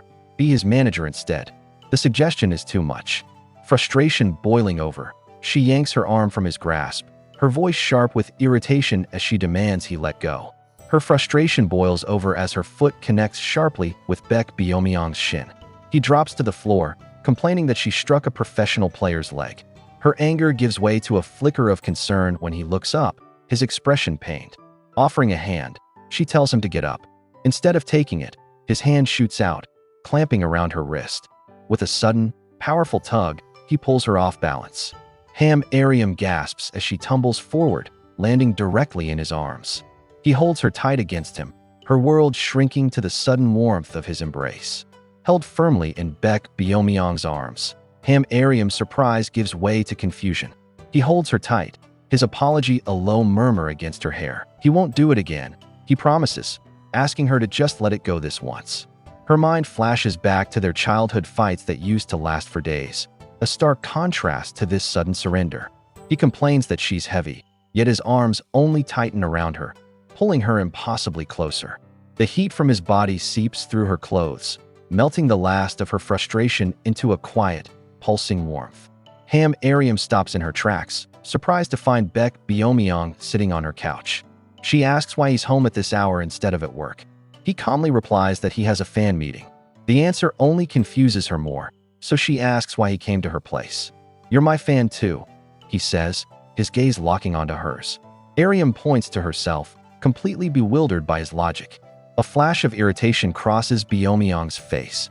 He remarks bitterly that she chases after Song-ruin but can't even visit him. Baek Beom-yeong's gaze hardens. He points out that she's always home when he visits, then asks why she never comes to his games. Flustered, Ariam asks if it really bothered him that much. "It's more than just bothering me," he says, his voice tight with frustration. Her own hurt finally spills out. She explains she can't stand to watch him constantly getting hurt on the field. In a swift, sudden move, he grabs her arm and pulls her directly onto his lap. The air grows thick with unspoken feelings. "Let's clear everything up now," he murmurs, holding her close. Baek Beom-yeong murmurs her name, his voice a low vibration against her skin. Ariam's cheeks flush as she tries to squirm away, demanding he let her go. After a tense silence, she relents with a sigh. "Fine, I lost," she admits, looking up into his intense gaze. She asks what she can do to make him feel better. A brilliant, victorious smile lights up his entire face. "Then come to my fan meeting today," he declares. Her eyes widen in disbelief. She argues that she's busy, but he counters, reminding her she once chased another celebrity. Cornered and flustered, she throws her hands up in defeat. "I'll go. Let's just go to the fan meeting." The city lights blur past the window as they drive in a charged silence. A faint heat rises in Ariam's cheeks. She murmurs that she'll need to change into something less noticeable, her mind racing. It's suddenly clear to her that his irritation isn't new. She just never recognized it. A memory flashes in her mind. Her younger self, fiercely telling a young Baek Beom-yeong to keep his hands off her idol merchandise. Back then, her fandom was a source of friction between them. The car suddenly feels much smaller, thick with his quiet, long-standing jealousy. The memory rushes back, sharp and sudden. A shout echoes through the school hallway. There's a fight. Students rush forward, their voices a rising murmur. It's that guy, Baek Beom-yeong. Pushing through the crowd, a younger Ariam freezes. In the center of the chaos, a furious Baek Beom-yeong confronts another boy who stumbles back with a split lip. Red stains dot Baek Beom-yeong's white collar. As a friend yells for him to stop, his intense gaze finds Ariam in the crowd. Her face pales. He stops struggling, his eyes fixed on her horrified expression. Overwhelmed, Ariam turns to her friend. "Let's go," she whispers, pulling her away. Baek Beom-yeong watches her leave, his fingers lightly brushing the crimson marks on his shirt.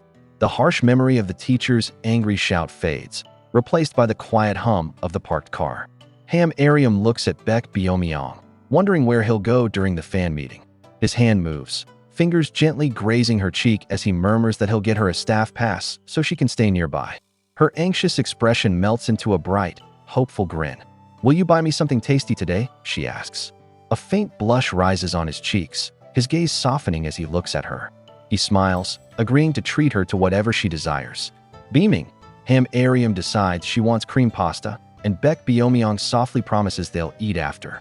The fan meeting venue buzzes with a low hum of anticipation as a massive crowd waits.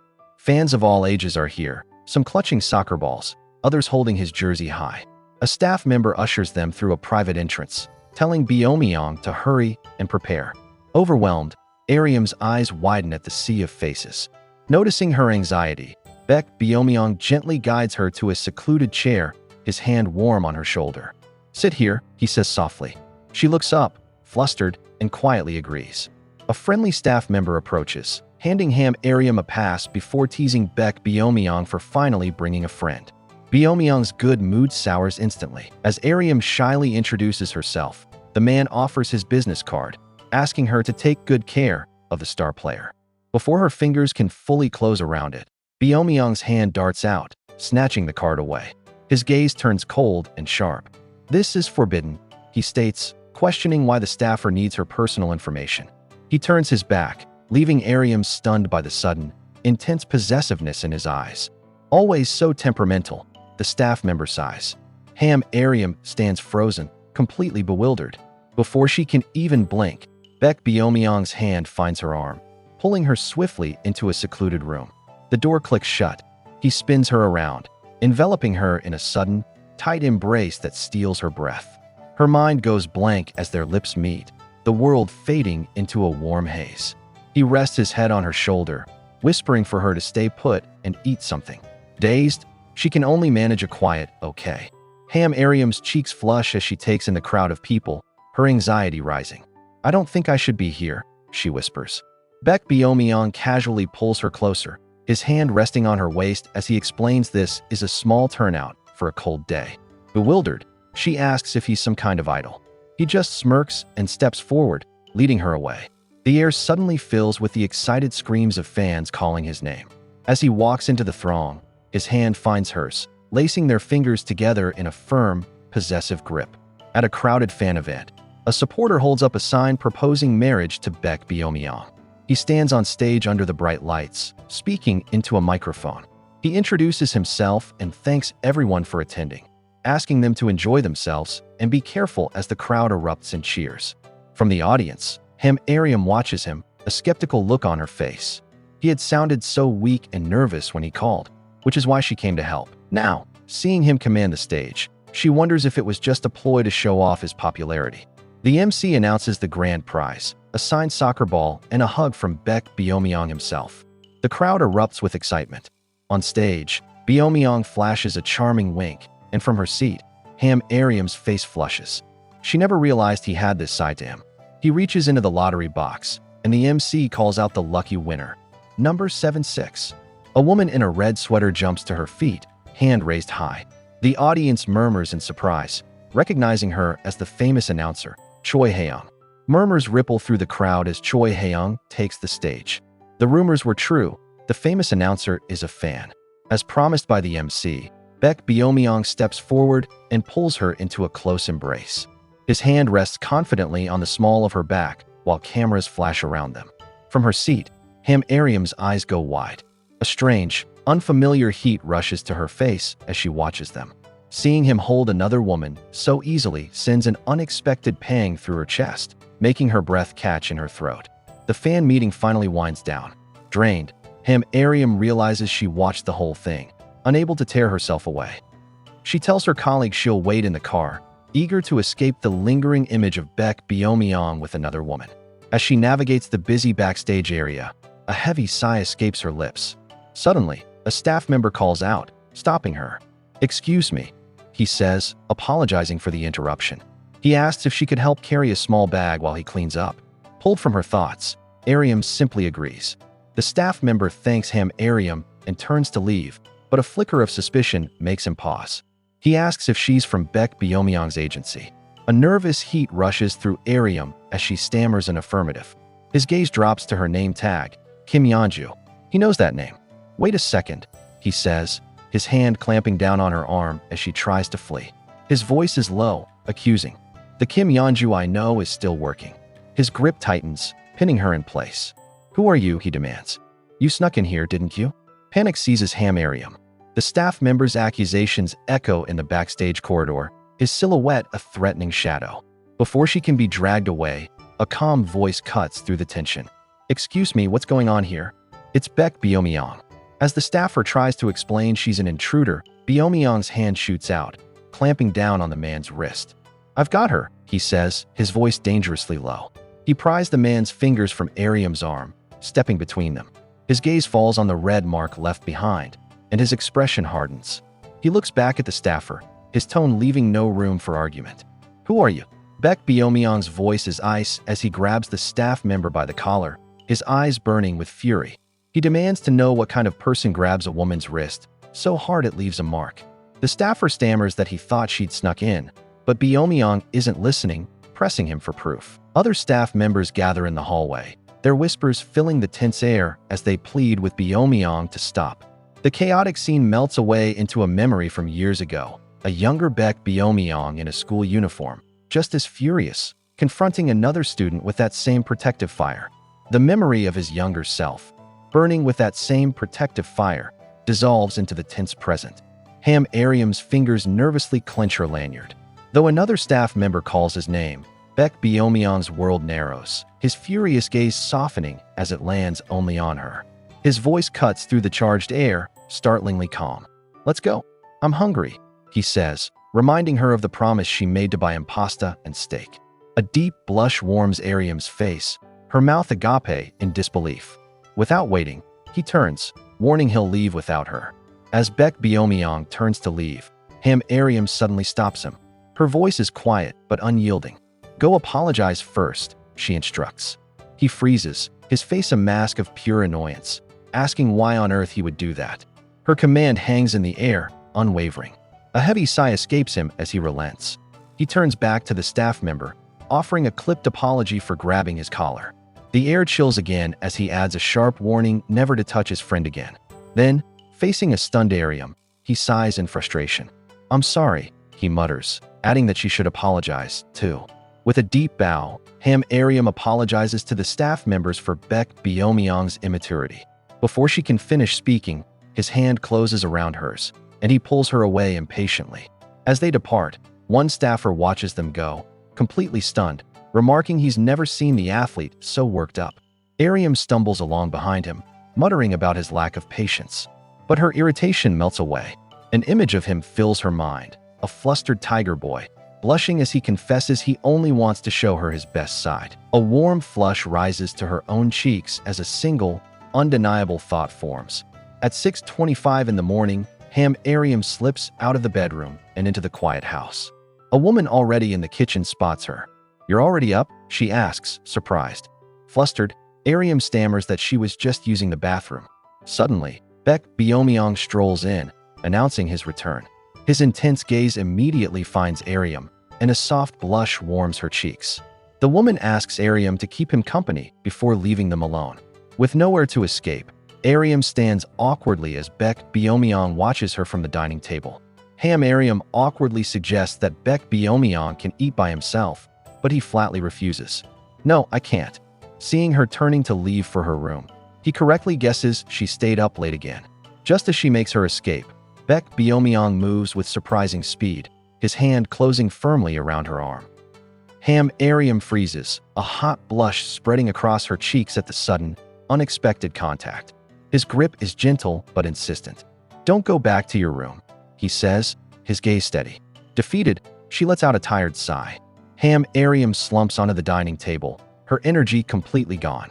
"You're mean," Baek Beom-yeong says softly, a hint of a pout on his lips. He thought she had woken up early because she had something for him. Confused, she looks up as he leans in, his voice low. "Since it's my birthday today." The words hit her like a jolt. Her face flushes with horror as she straightens up, stammering frantic apologies. "I totally forgot. Just tell me what you want. I'll buy you anything." He just stares back, his expression unreadable. The air grows heavy. Baek Beom-yeong's voice is low, laced with years-old jealousy as he reminds Ariam she once made handmade chocolates for Song Ruin's birthday. "But I still get treated like leftovers?" he asks, his pout deepening. Ariam's temper flares, retorting that he was the one who ate them. The argument triggers a vivid flashback to their childhood. A furious young Ariam pinching his cheek, a woman scolding them both. Even then, they were locked in a stalemate, stubbornly demanding the other apologize first until a door slammed on their bickering. The memory of their worst fight ever floods back to Ariam. It was Valentine's Day during their 9th grade year, just after Song Ruin's debut. She remembers the pride she felt making her first handmade chocolates. Even knowing Song Ruin would never eat them, she stayed up all night, pouring her heart into the gift. She just never imagined Baek Beom-yeong would be the one to devour her heartfelt creation. The memory shifts to a lonely playground at night, where a young Baek Beom-yeong sits alone on a creaking swing. The memory continues as a young Baek Beom-yeong finds Ariam on the swings at night. Surprised, she asks how he knew she was there. He gestures to the apartments, explaining he saw her from his window. He steps closer, his voice soft with concern as he asks if she's cold. Gently, he tilts her face toward his and quietly asks her to apologize. Then, he pulls her into a tight embrace, his own voice breaking. "Do you know how much I cried?"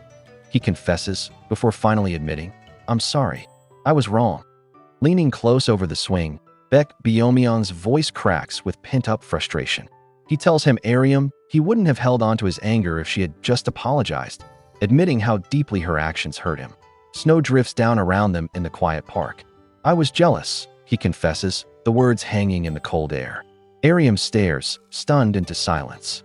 A deep blush spreads across Baek Beom-yeong's face as he asks if a singer she never met meant more to her than their decade-long friendship. His pain is raw and undeniable, and the truth of it finally lands on Ariam. A deep blush spreads across Baek Beom-yeong's face as he admits he always thought they were the closest. The weight of his confession finally lands on Ariam, and she whispers an apology. In an instant, he pulls her into a tight embrace, his voice thick with emotion as he begs her not to cry.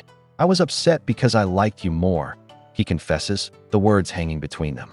A sudden warmth spreads through Ariam's chest.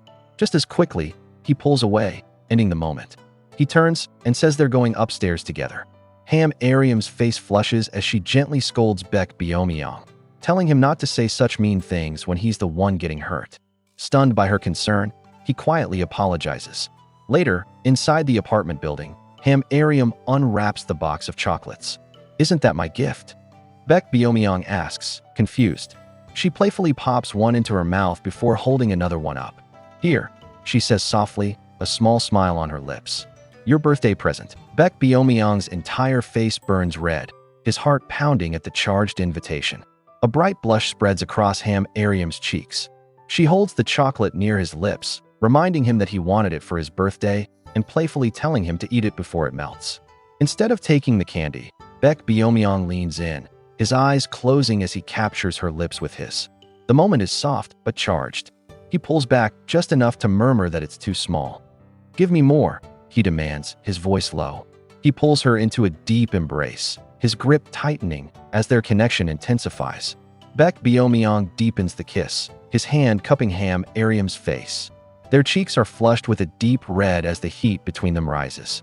Ariam's eyes are squeezed shut, her heart hammering against her ribs so hard she thinks it might burst.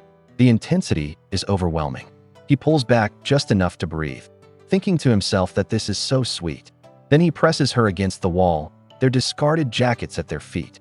He leans in close and murmurs that this is her fault for driving him crazy. The kiss deepens, leaving Ariam breathless and clinging to Baek Beom-yeong. He pulls her tighter against the wall, kicking his shoes off with a decisive shove. His hand slips up her back, and the sudden closeness makes her flinch. "Wait, that's surprising," she gasps. He just murmurs for her to endure it, his fingers tracing a path that sends a jolt through her entire body. Overwhelmed, Ariam hides her face against his shoulder. Baek Beom-yeong leans in close, his voice a warm, raw whisper. I miss you."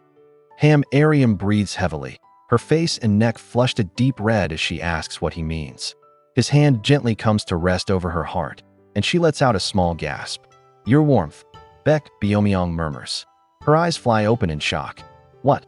No," she protests, pushing weakly against him as he holds her. She stammers that it's all too sudden. In a surprising move, he turns and draws her closer in his arms. Ariam stares, completely bewildered. "What are you doing?" she cries out. He holds her close and tells her he'll share this moment with her, too. Flustered, she insists that's not the issue at all. He leans back in close, his voice a low whisper against her skin, promising to stop after just one look. "It's your birthday, right?" Ariam's breath catches in her throat. Baek Beom-yeong's plea for just one look echoes in the tense silence. Just once," she stammers, her face burning hot. He nods eagerly, his own cheeks flushed with an almost innocent anticipation. She thinks about protesting, but remembers his boldness from moments before. His wide, hopeful eyes break down her resolve. "Okay," she agrees in a small voice. With trembling hands, she grips the edge of her pink shirt and slowly draws closer, averting her gaze as she asks, "Like this?" Baek Beom-yeong's cheeks flush a deep red as his intense gaze locks onto her. Mortified, Ariam keeps her eyes squeezed shut, her own face burning. "See, this is enough now, right?" she pleads, her voice trembling. He leans in, his hands gently holding her arms. "Hold me just a bit longer," he murmurs, asking to look more closely. Her eyes fly open in disbelief as he continues to stare. He finally breathes out. "It's a pretty color." All the while, his face remains nestled against her, his presence a warm, overwhelming weight. The call ends, leaving a tense silence. He finally lifts his head, his own cheeks red, and declares, "I'll walk you home." Ariam sits alone on an outdoor bench, face flushed and mind reeling from the encounter with Baek Beom-yeong. She clutches her hands, wondering when he grew so big and why his touch leaves her so breathless. All thoughts of studying have evaporated, replaced by the overwhelming presence of the tiger. Her spiraling thoughts are cut short when a man in a tan coat, also muttering about managing a sulky tiger, rounds the corner. "Ariam," he calls out. She jumps, startled, and offers a nervous and slightly confused hello. The man in the tan coat confirms her name, his voice warm and familiar. He asks if she came here to study, and Ariam gives a flustered yes, feeling a flush of guilt for daydreaming instead. He kindly notes that job hunting must be difficult. She quickly insists she's fine, though her thoughts betray her, telling herself it's not tough because she isn't doing anything difficult. He just smiles gently and calls her strong. He suggests they move somewhere less busy to talk, and she recognizes his unchanging, charming smile. She happily agrees to join him after grabbing her coat. In a fond memory, Ariam recalls a popular senior named Wyang.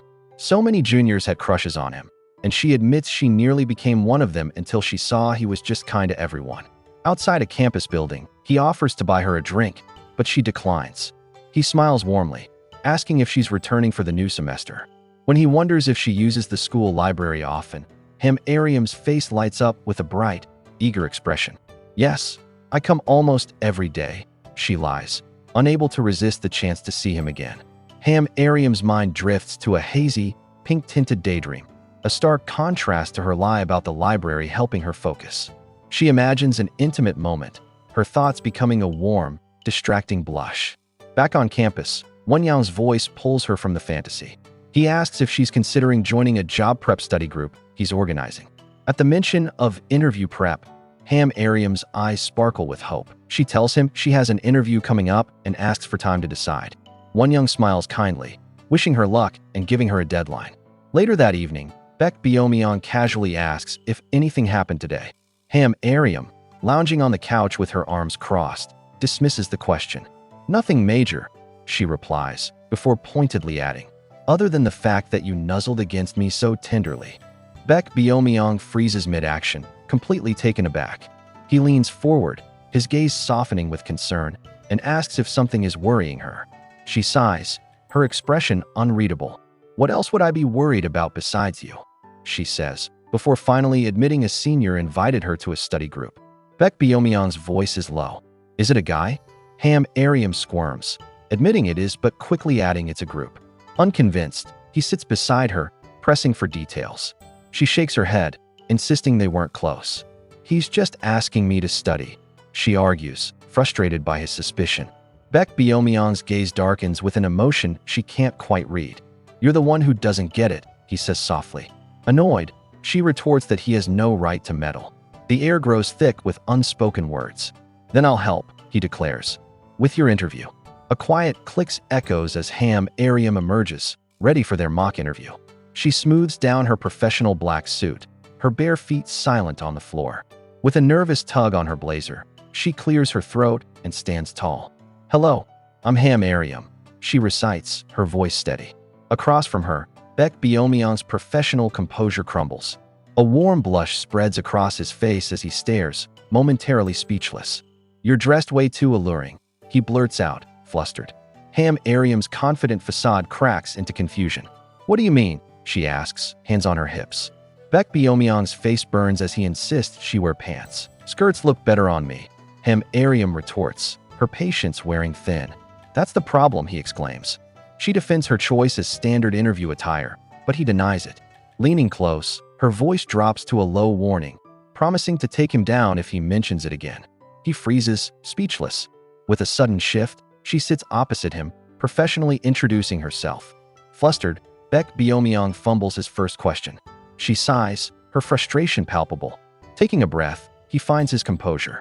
Ms. Ariam, what are your hobbies? Ariam professionally lists reading as a hobby. Baek Beom-yeong's questions quickly turn personal as he asks about her favorite genre, looking surprised when she doesn't say romance. Her polite facade shatters. She accuses him of turning the interview into a blind date. Flustered, he tries to recover but instead teases her about someone named Song-ruin. That's the final straw. I'm not doing this, she yells, surging across the desk to grab his shirt collar. He freezes, his eyes wide and a blush creeping up his neck as she pulls him close. Are you not going to take this seriously?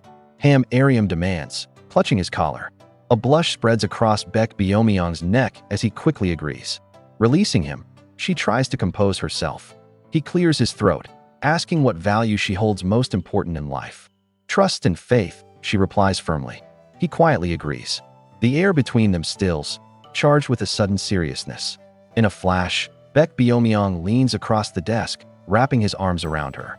I need a break, he murmurs, resting his head on her shoulder. It's the weekend. We should go on a date. Baek Beom-yeong leans in, his breath warm against her skin. He abandons the interview entirely, a blush creeping up his neck as his questions become intensely personal. "Can I kiss you?" he asks, his voice low. Ariam's mind spins. What kind of interview is this? Yet, as her cheeks burn, another thought shouts over the panic. Annoyed but resigned, she meets his gaze. Deep down, she admits to herself that she always saw this future coming. The space between them vanishes. The world melts into a soft haze as their lips meet. Ariam's arms instinctively find their way around his neck, her mind surrendering to the warmth.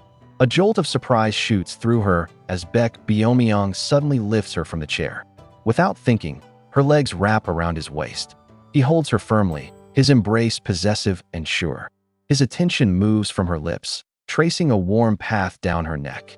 Every touch ignites the air, leaving them both breathless in the tense silence of the room. Baek Beom-yeong leans in close, his breath warm against Ariam's skin as he playfully nibbles her ear. She flinches, telling him to stop. "It feels weird," she gasps.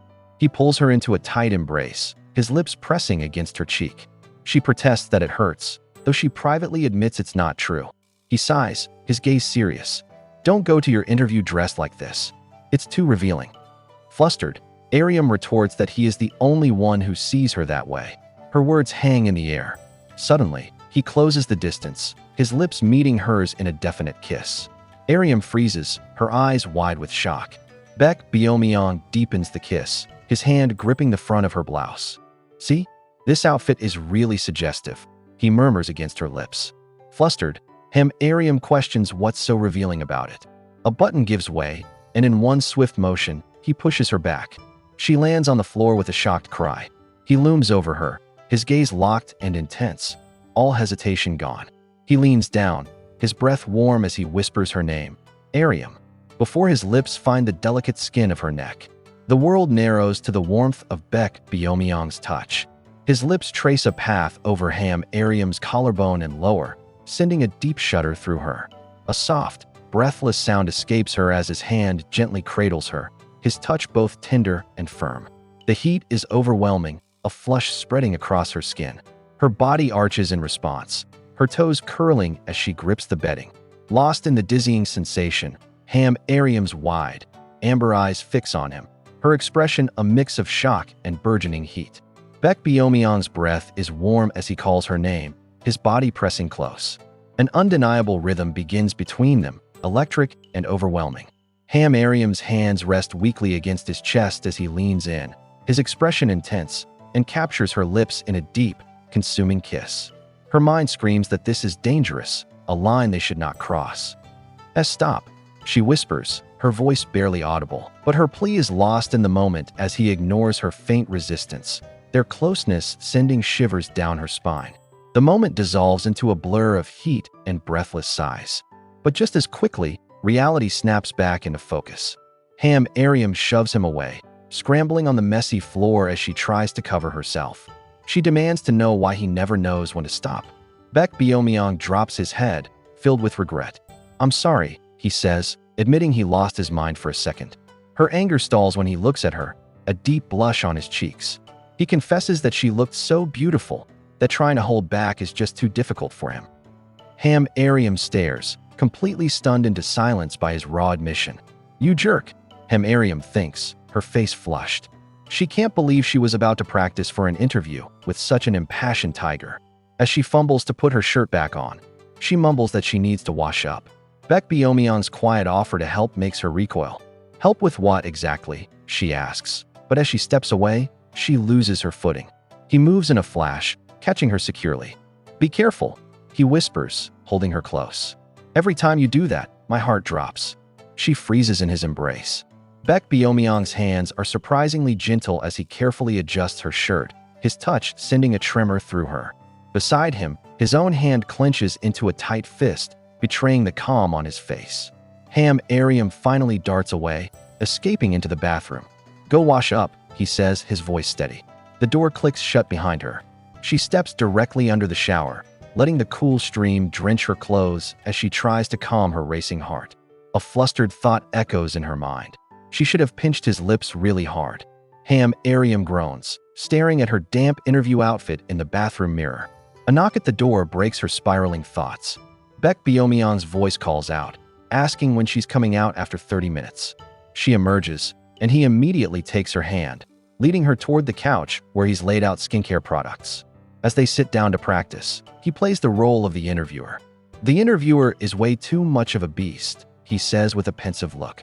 When she starts to protest, he leans in closer, his gaze intense. No, the real problem is the interviewee is too appealing. Flustered, Ariam tells him to cut it out, but he simply whispers, "I can never lie." Baek Beom-yeong holds up a jar of moisturizing cream, telling her to use it.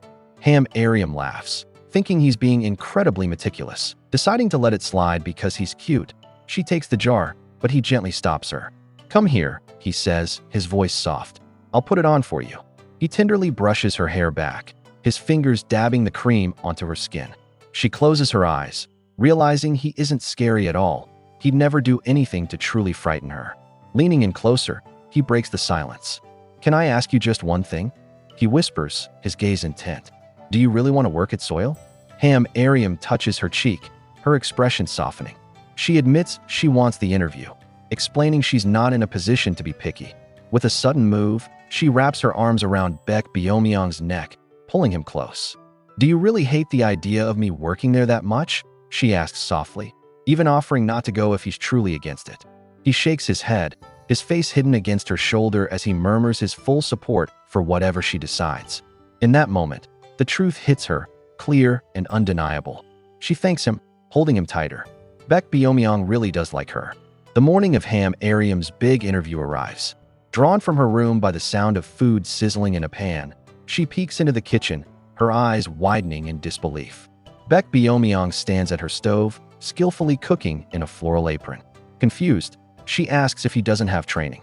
He turns to her, a faint blush on his cheeks, and tells her he came to give her a ride.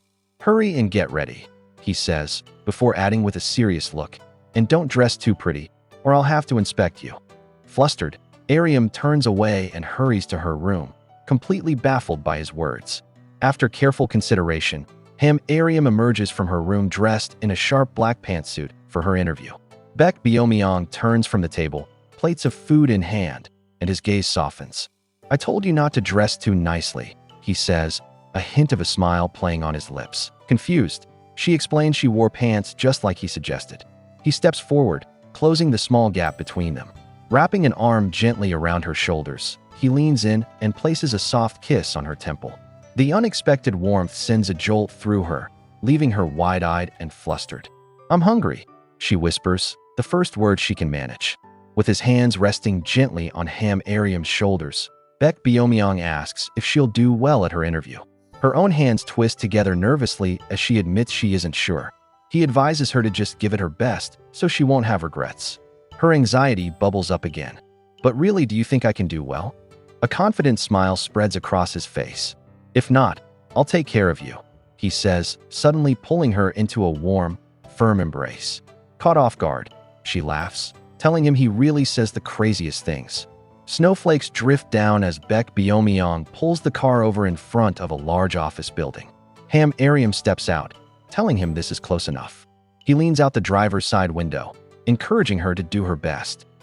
A teasing smile spreads across his face as he offers to go in with her if she's too nervous. She shoots back a sharp reply, asking if he's looking for trouble. As she walks carefully toward the entrance, her shoes slipping on the snowy pavement, she suddenly stops, her feet planted firmly on the ground. She glances over her shoulder one last time. Baek Beom-yeong stands by his car, his quiet presence a source of strength in the falling snow. A sudden surge of determination courses through her. Ariam turns and thrusts both arms into the air, a silent promise to give it her all. A warm, proud smile spreads across his face as he lifts a hand in a small wave. Facing the imposing glass building, she takes a deep, steadying breath. "I can do this," she whispers to herself, stepping inside. Her voice is clear at the reception desk. "Hello, I'm Ariam, here to interview for the PR team." An employee with a warm smile welcomes Ariam, saying they've been expecting her. She leads Ariam through the bright, modern office. When offered a coffee or tea, a blush creeps up Ariam's cheeks as she politely declines, worried she might need the restroom later. Left alone in a large conference room, she sits down stiffly. Her heart hammers against her ribs. The interview hasn't even started, but her nerves are already frayed. The door suddenly opens with a soft click. Ariam looks up, startled, as a man enters. "Hello," he says. Ariam introduces herself with a polite bow as the interviewer pulls out a chair. He cuts straight to the chase, noting her impressive background before asking why she'd choose to work at a company he calls ridiculously small. Her hands clench in her lap, a flash of unease crossing her mind. But then, a surprising calm settles over her. She meets his gaze and explains she wants a comfortable workplace, adding that she doesn't see the company as small at all. A wave of astonishment washes over her. She's answering smoothly. "Maybe this interview will be okay." Empty cans sit on the table as Baek Beom-yeong's voice cuts through the silence, waking Ariam from her sleep on the sofa. He gently pulls her into a sitting position, his expression serious. "You cried by yourself, didn't you?" Dazed, she mumbles about the soup he promised her. Ignoring her protests about being hungry, he pulls her into a firm embrace. Even now, he thinks she looks cute. He pulls back just enough for their eyes to meet, the space between them charged with unspoken warmth. "Ariam," he asks softly, "what happened at the interview?" Baek Beom-yeong holds Ariam securely in his lap, his gaze intense as he demands to know every single detail of the interview. Hesitantly, she explains the series of strange questions, first about her relationship status, and then a sudden, bizarre demand for her to sing. Baek Beom-yeong's expression darkens with understanding as he puts the pieces together. She felt she messed up, got upset, and drank alone. Startled by his sharp tone, Ariam looks up at him. "Don't get mad." His features soften instantly. "I'm not," he murmurs, gently pressing her head against his chest. "How could I ever get mad at you? Just seeing you cry makes me so frustrated I could explode." Baek Beom-yeong presses on, asking what song she sang at the interview. Ariam hesitates, her face flushed with embarrassment before she quietly admits it was the national anthem. The admission hangs in the air for a moment before Baek Beom-yeong's shoulders begin to shake. He tries to suppress his laughter, pulling her close and burying his face against her hair. "So cute," he thinks, utterly charmed. Flustered, Ariam pushes against him. "Are you going to keep making fun of me?" she demands, her voice tight. "This is why I didn't want to tell you." He just holds her tighter, his muffled voice promising he won't laugh anymore. In a flashback, Baek Beom-yeong admits his first love was always Ariam. He remembers standing beside her as a teenager while a relative asks about her new high school life. Ariam smiles, cheerfully announcing she's going to a concert with some new friends she's been spending time with. But when another boy's name is mentioned, Beom-yeong's face falls.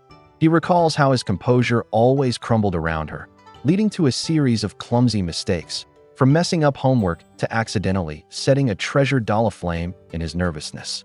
He recalls all his clumsy mistakes, even stealing the chocolates Ariam once made for an idol named Song Ruin. On the soccer field, that jealousy fueled a new fire. Vowing to become more famous than her idol, he channeled his frustration into a powerful kick that stunned his teammates. In the present, his manager urges him over the phone to accept a priceless opportunity with a UK team. But Baek Beom-yeong, holding a ring box and a single rose, makes his decision. "Hyung," he says firmly, "I want to stay in Korea." His gaze is resolute. "I have unfinished business to take care of." Steeled with determination, Baek Beom-yeong steps into the apartment, a rose and ring box hidden behind his back. "Ariam, I'm at home," he calls out, his heart already pounding. He stops dead in the hallway as her voice floats from the bedroom. Peeking in, he sees her on the bed, complaining into her phone about how much she despises the smell of sweat, calling it utterly disgusting. The words slice through his resolve. His hand tightens on his shirt as her voice seals his defeat, and he turns to leave without a sound. A memory surfaces in Baek Beom-yeong's mind. A younger Ariam telling him to wash up after he returns from practice. He always came home reeking of sweat, but her expression never betrayed her true feelings. The crushing realization lands now. Tears silently stream down his face as he stands in the hallway, his heart shattering. He always knew she disliked him, but not this much. Defeated, he turns away and raises his phone to his ear, telling his manager he's reconsidering the job transfer. He was going to leave for England and never look back. In the locker room, congratulations on Baek Beom-yeong's success in England fade into the background. While a teammate talks of contracts, his mind is lost in a flood of memories, each one featuring Ariam. He misses her with an ache that brings tears to his eyes. A teammate notices, assuming it's relief from a hard-won game. But Beom-yeong knows better. It's not about soccer. His heart screams a single, desperate truth. He can't live without her. He recalls seeing her again after 3 years, stunned silent by how beautiful she was. Baek Beom-yeong's resolve hardens. He can't give up on Ariam. He orchestrates a careful plan, offering her a ride and showering meticulously so she won't find him disgusting. His goal is for her to lower her guard, to recreate the intimacy that led them to wake up together. Back in the present, Ariam despairs on the couch, lamenting her drunken mistake of sending out her resume everywhere. She tries to muster some optimism, but frustration overtakes her as tears stream down her face. Baek Beom-yeong watches, finding her vulnerability endearing. Baek Beom-yeong gently wipes a tear from Ariam's cheek as she worries about her future. He reassures her, suggesting she take her time to find what she wants to do, promising to believe in her no matter what. The comforting mood shifts as she notices his intense gaze. "Why do you keep staring like that?" she asks, flustered. He replies simply, "Because you're so pretty." When she dismisses it as something he always says, he insists. Caught off guard, she returns the compliment. He leans closer, the air thick with anticipation. "Can I?" he whispers. Baek Beom-yeong leans closer, a faint blush on his cheeks as he warns her that she might be surprised. His hand gently cradles Ariam's face, and he closes the distance between them, whispering that he can no longer stand the way she used to look at him. Their lips meet in a soft, sweet connection. It leaves her breathless, the faint taste of alcohol hanging in the air. When they part, she looks flustered. "You smell like alcohol," she murmurs. He misinterprets it as a complaint, but she quietly clarifies the scent is her own. His patience snaps. "Are you trying to provoke me?" he demands sharply. "No," she whispers. Baek Beom-yeong's face is flushed as he tells her to stop if she hates it.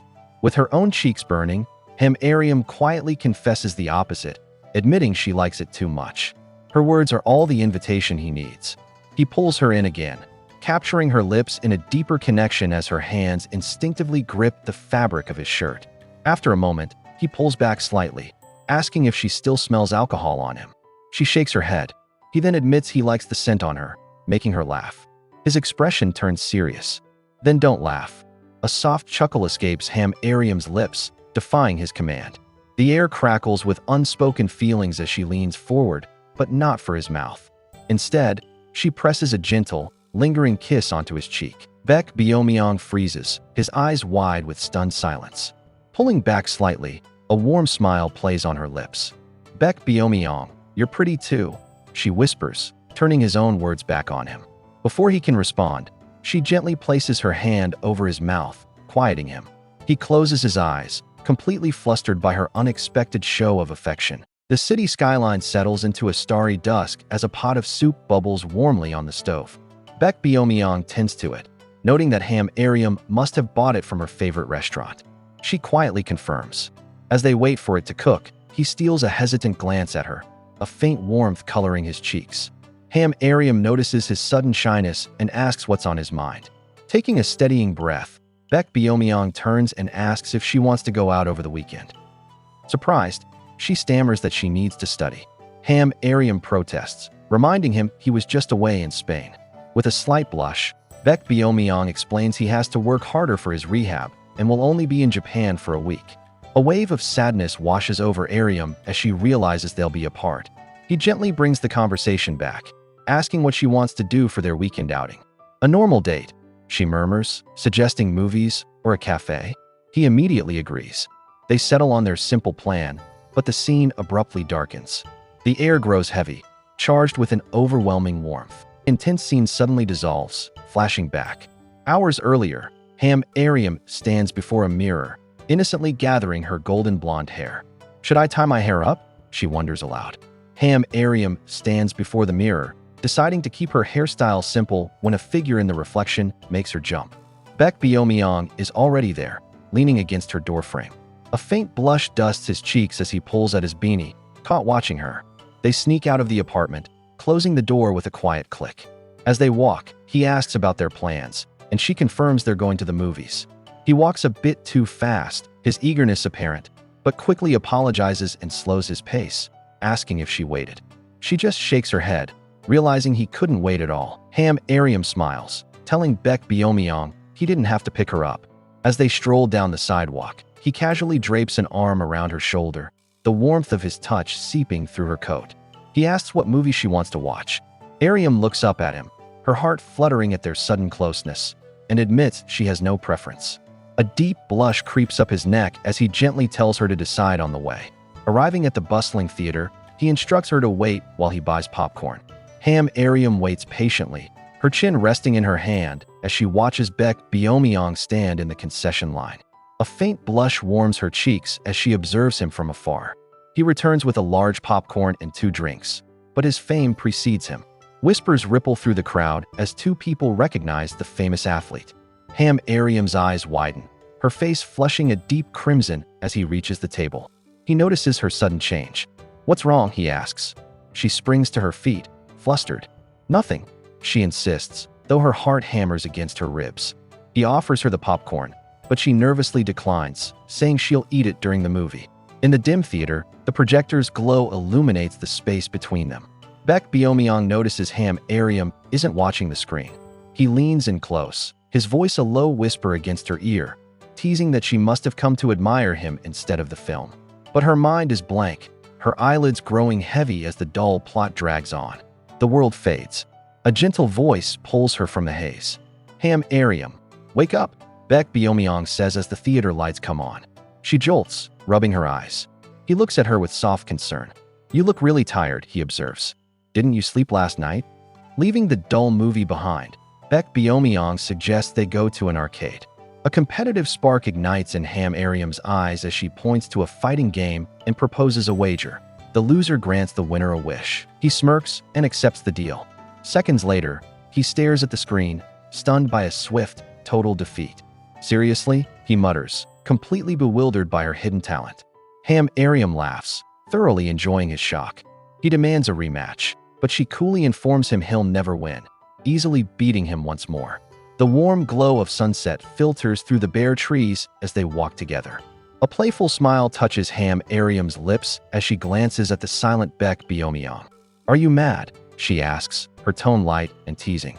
He quickly denies it, asking why he would be, but the bright red tips of his ears betray his wounded pride.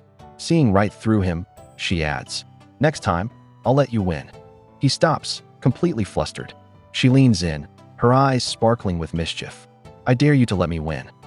Baek Beom-yeong stops in his tracks and turns to face her. "Let's hold hands," he says, holding his hand out. A soft blush warms Ariam's cheeks.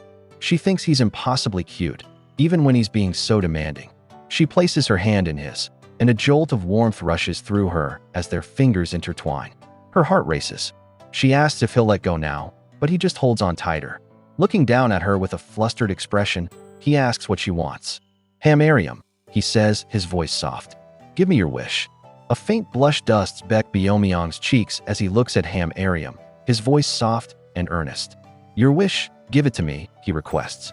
Later, she huffs in frustration as he questions why he should give her the prize he won fair and square. But then his tone softens completely. He reminds her she doesn't even need it, promising he'll do anything she asks anyway.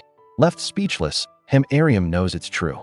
Suddenly, Baek Beom-yeong stands, pulling her to her feet by the wrist, his grip firm. With a hopeful yet nervous smile, Ariam asks what his wish is. Baek Beom-yeong's gaze is soft, a faint blush on his cheeks as he invites her inside his house to tell her. She flinches, a wave of heat rising to her face as he leads her to his front door. The lock clicks open, and they step inside. The door shuts with a solid thud, sealing them in the quiet, dim apartment. He turns to face her, shrugging his jacket from his shoulders. Ariam watches, her heart pounding, and asks what he's planning now. Baek Beom-yeong's expression hardens with resolve. As Ariam stands frozen, her heart thundering against her ribs, he suddenly closes the space between them. He leans in, his face just inches from hers, the air crackling with unspoken tension. Ariam instinctively squeezes her eyes shut, her cheeks burning hot as she braces herself. After a long moment, she peeks one eye open, only to find him still staring down at her. "Why?" he murmurs, his voice low. Utterly flustered by his intense proximity, she exclaims, "Why?" Baek Beom-yeong's intense gaze holds hers. "You do it," he commands softly. "Kiss me." The request sends a shockwave through Ariam, her cheeks flushing a deep red.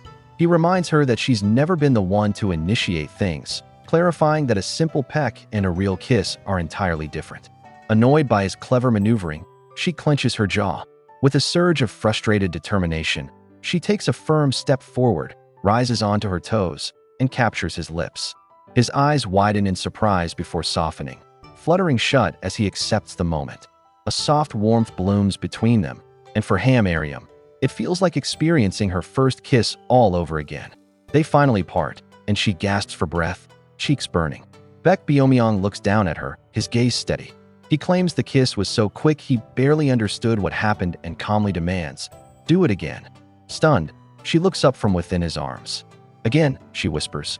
He leans in close, his voice a low murmur. "That's my wish." Before she can process his words, he moves, backing her against the wall. His hand slams beside her head, trapping her. His wish is being executed. Straining on her toes, Ariam complains in frustration, "I can't reach." With a knowing look, Baek Beom-yeong ends her struggle. He gently cups the back of her neck, tilting her head and pulling her into a deep, consuming kiss that steals the air from her lungs. The moment ignites, and in a blur of movement, jackets and sweaters are cast aside. A soft gasp escapes Ariam's lips as the world dissolves into a warm haze, leaving only the palpable heat between them in the silent apartment. Flustered, she protests that it's all too fast. But he simply dismisses her concern, his voice soft yet unyielding. "It's not fast. For me." Glancing out at the falling snow, Ariam realizes her parents have left, leaving her alone. She thinks she should take a bath, but an intense memory suddenly flashes through her mind. It's Baek Beom-yeong, his face flushed and just inches from hers, confessing how wild she drives him. Heat floods her cheeks as she clutches the blanket tight. "Why do you say things like that?" she mutters to the empty room, calling him a sly tiger. Tossing the blanket aside, she admits the real problem. She always weakens when she looks into his eyes. Flustered, Ariam grapples with her own thoughts. She realizes she ends up wanting to agree with whatever he says. Deciding to clear her head with a bath, she pulls off her lounge pants and heads out of the bedroom. Suddenly, the front door swings open. Baek Beom-yeong stands there, taking in the scene. Ariam freezes in place, completely stunned. You. She stammers. He asks calmly if she's going to bathe. "What are you doing here at this hour?" she demands, her voice shaky. "Why didn't you go to training?" He simply replies, "It's snowing outside." Baek Beom-yeong calmly explains that snow on the field means no morning practice. Ariam, cheeks flushed, presses him about indoor training, but he just says that's for the afternoon. His gaze shifts downwards. "Don't worry about me," he says. "Why aren't you wearing pants?" A wave of heat rushes through her as she looks down. She yelps, darting behind the bedroom door to hide. Mortified, she shouts, "Why are you telling me now? You pervert."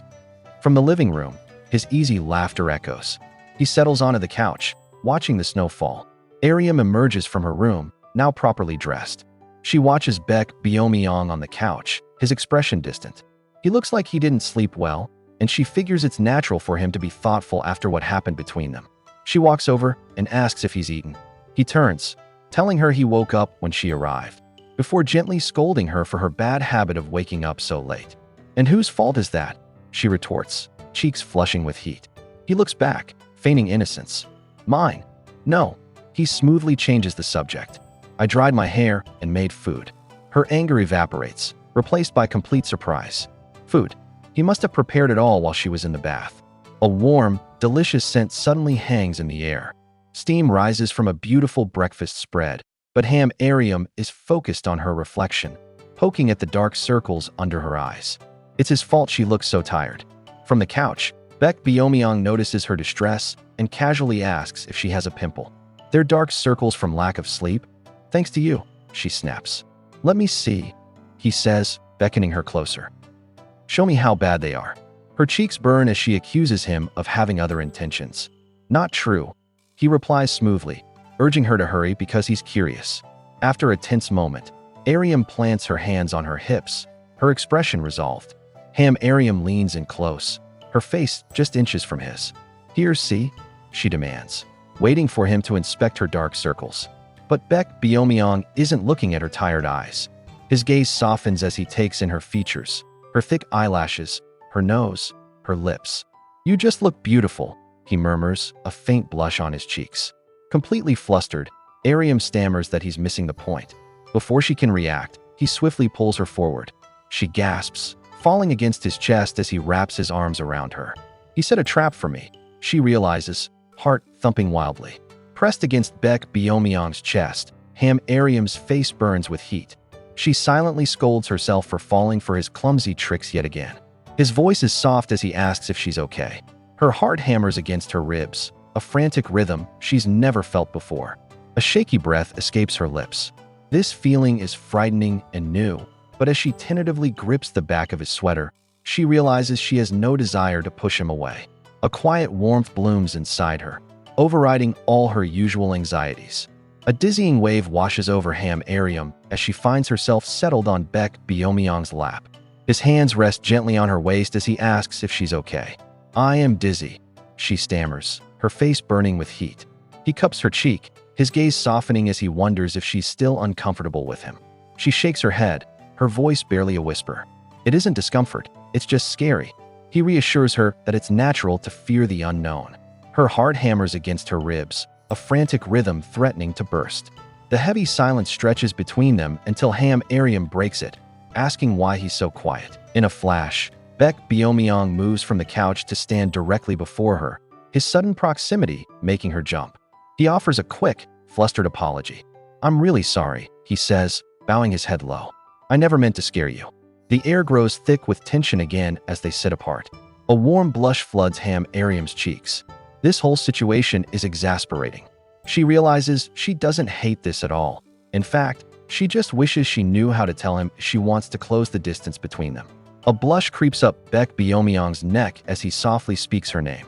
Ariam's heart hammers in her chest, a dizzying mix of fear and excitement swirling within her. She knows that if he asks again, she won't be able to refuse. The charged moment shatters when he suddenly suggests they eat something. The romantic air evaporates instantly, leaving Ariam utterly bewildered.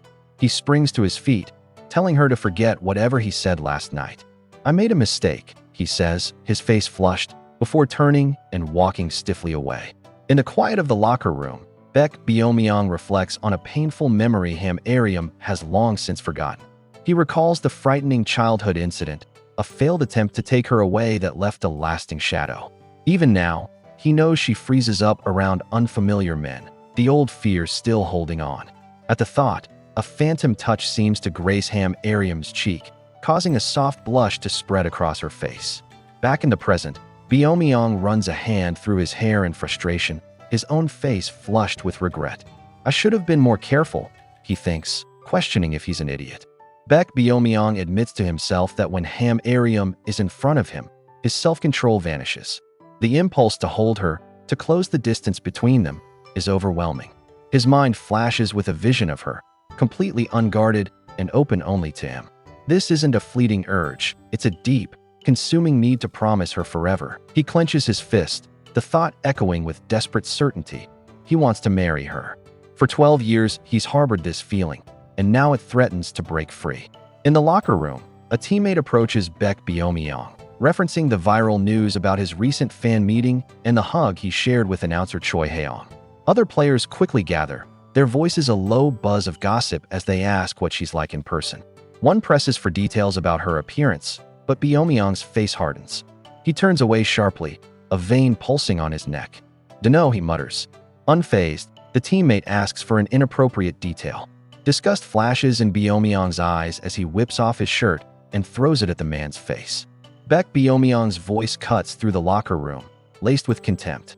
Why are you judging someone else's body? He snaps, telling the teammate his own is a mess and to go do weights instead. The crude talk is uncomfortably familiar, pulling him back in time. A memory surfaces of a high school hallway. Classmates debate who the prettiest girl is, and one boy shyly admits he thinks Ariam is pretty. A younger Baek Beom-yeong stands by the lockers, listening silently. The memory sours as he recalls another student asking an inappropriate question about her. In a high school classroom, Baek Beom-yeong stands just out of sight, listening to a classmate's crude story. The boy animatedly tells his friends about a time a female student left gym class feeling unwell. He brags about following her and catching her changing in the unlocked classroom, making a vulgar remark about her figure. He then suggests they all go after her together next time. The classroom door suddenly rattles open, and Baek Beom-yeong stands there, his expression hard. The gossiping students freeze, startled. Without a word, Baek Beom-yeong clenches his fist, knuckles white with rage. A sharp cry of pain rings out. Baek Beom-yeong remembers the aftermath of that day, how after Ariam saw him fight, she didn't speak to him for half a year. The memory fuels the quiet anger that makes steam rise from his skin as he walks away from his teammate in the gym.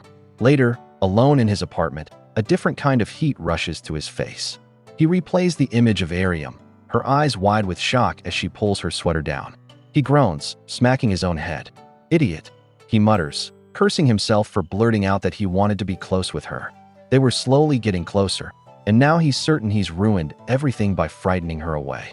Baek Beom-yeong stands in the gym, his back muscles tense as he clenches his fist. He never wanted to see her scared, and now he doesn't know what to do. Meanwhile, Ariam sits in a cafe with a friend, who leans in with wide, concerned eyes. Her friend asks what could have happened to make the timid Ariam demand they meet immediately, fearing she'd been scammed. Ariam blushes, nervously touching her fingers together. She tentatively brings up her childhood friend, the soccer player. "I remember," her friend says, "but you never told me who." Ariam looks down, quietly admitting, "Somehow, I ended up dating him." Her friend leans forward, demanding to know who confessed. A warm blush creeps up Ariam's cheeks as she quietly admits, "He did." She deflects the insistent questions about his name, but the image of online articles detailing Baek Beom-yeong's public controversies flashes in her mind. How can she explain the man behind the headlines? Deciding it's better for her friend to form her own opinion, she makes a suggestion. "Just see him next time with me." Her friend's excitement is immediate, but Ariam's expression grows serious. She has something important to ask. Leaning in, her friend's eyes sparkle with curiosity. "How much into it?" she asks. "Did you kiss on the first day?"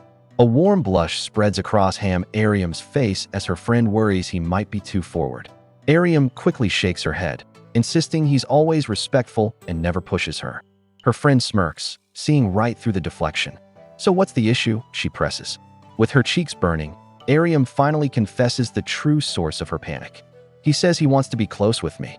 The admission hangs in the air as her friend chokes on her drink. Her friend's eyes narrow with suspicion. "Is he a player?" she asks, concerned.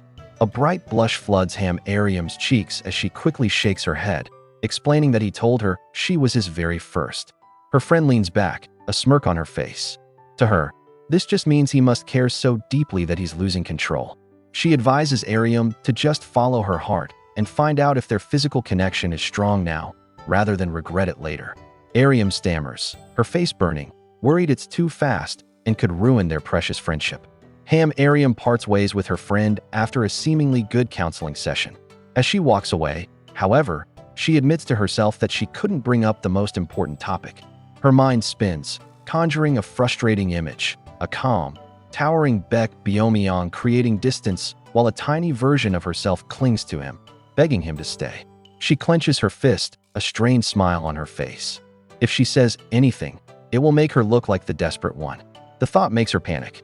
How is she supposed to say something like that all of a sudden? Riding the bus, Ariam's mind races with a single, frustrating question.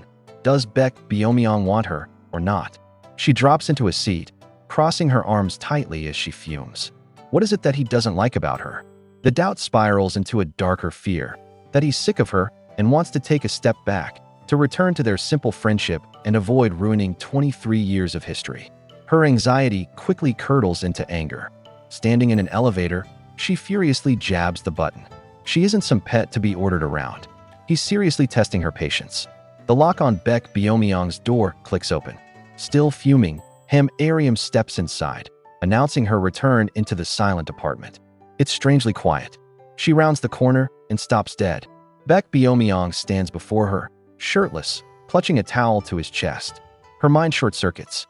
He looks surprised, but his expression quickly hardens. A single drop of sweat rolls down his skin.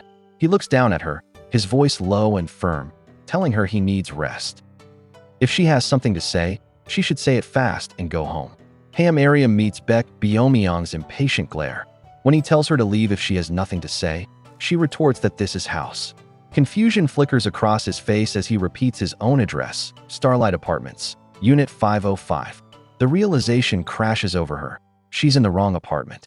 Her cheeks flush hot with embarrassment as her eyes dart around the unfamiliar space. Ah, crap, she blurts out before bolting from the room. Baek Beom-yeong shouts after her, telling her to come home earlier. Safe in her bed, Ariam buries her face in her blanket, completely mortified. A memory takes Ariam back to her college days, studying late in the library. Her phone buzzes, lighting up with a message from Baek Beom-yeong. Just seeing his name makes her heart thump in her chest. He asks if she'll be home early tonight. She types back a vague reply, pouting when he doesn't respond right away. A familiar anxiety washes over her, wondering why his bluntness always affects her so much. Then, another message pops up. He offers to pick her up if she's late, and a warm blush spreads across her cheeks. Ariam sends the text, telling Baek Beom-yeong to come pick her up, then immediately wonders if she's being too demanding. When he arrives, she slides into the passenger seat, apologizing for the traffic. He glances at her, his voice low as he observes, "You put on makeup." A blush rises on her cheeks. She remembers scrambling to her makeup pouch the moment he agreed, her heart thumping in her chest with anticipation. But Baek Beom-yeong just tells her she must be tired and should get some sleep. Ariam stares, completely bewildered. That's it. The quiet hum of the engine fills the car as Ariam asks what's on his mind. Baek Beom-yeong turns to her, his gaze steady and serious. "A kiss," he says softly. "Just one." Her breath catches, and a deep blush spreads across her cheeks as her heart begins to pound. Why does a simple thing like this make her race? He gently asks if she doesn't want to, and she quickly tells him to go ahead. A quiet relief floods her. He doesn't mind her closeness. She closes her eyes, and he leans in, placing a warm connection against her cheek. A soft warmth spreads across Ariam's cheek, her heart fluttering in the quiet car. But the gentle moment is broken by a sudden. Her eyes fly open as Baek Beom-yeong pulls back, his phone held up. He just took a picture of her. Huh, she murmurs, confused. Outside the car, Baek Beom-yeong touches his own warm neck, his mind racing. Is this it? Did he just ruin everything? Flustered, he avoids her gaze and tells her to come out since it's cold. Later, in her apartment, Ariam is on the phone. "I suddenly had something I wanted to ask," she explains, her expression serious.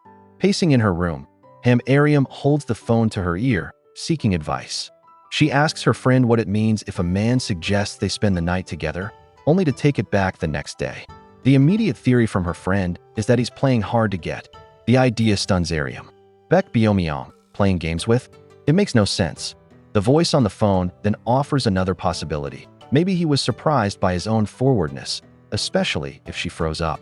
Ariam stops, her eyes wide. It's as if her friend has read her mind. The voice on the phone explains that men are surprisingly delicate. The realization hits Ariam, and she sinks onto her bed, covering her face in embarrassment. Of course she froze up. Baek Beom-yeong is like a big tiger with outbreaks. How could she not be scared?